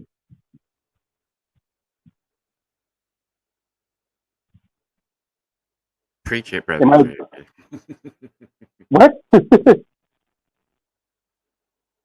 But on a side note, on typically a totally unrelated note, this new mic sounds really good on you. Oh, does it? I think, like, literally, we've been out here 3 hours, and you roboted maybe a total of 10 seconds, like, added up 10 seconds over the whole 3 hours. Maybe 30 seconds, but literally over 3 freaking hours. Well, thank you, and I appreciate it. I appreciate the person who helped me get it. Yes, props out to that person, right? Well, I don't know if they're gonna want the credit. I'll let them know if they do, and then I will say it out loud. But right now, I'm gonna go ahead and just keep it to myself until they let me know that it's okay to shout them out. Because I don't want to shout them out and then be like, I didn't want to say anything, See, I agree. And Erica, to answer your question, I am going to have to test my Discord right quick. I heard from her this morning, but I haven't heard from Sweet Melissa all day. I wonder if she's maybe working. From who? Sweet Melissa. Oh.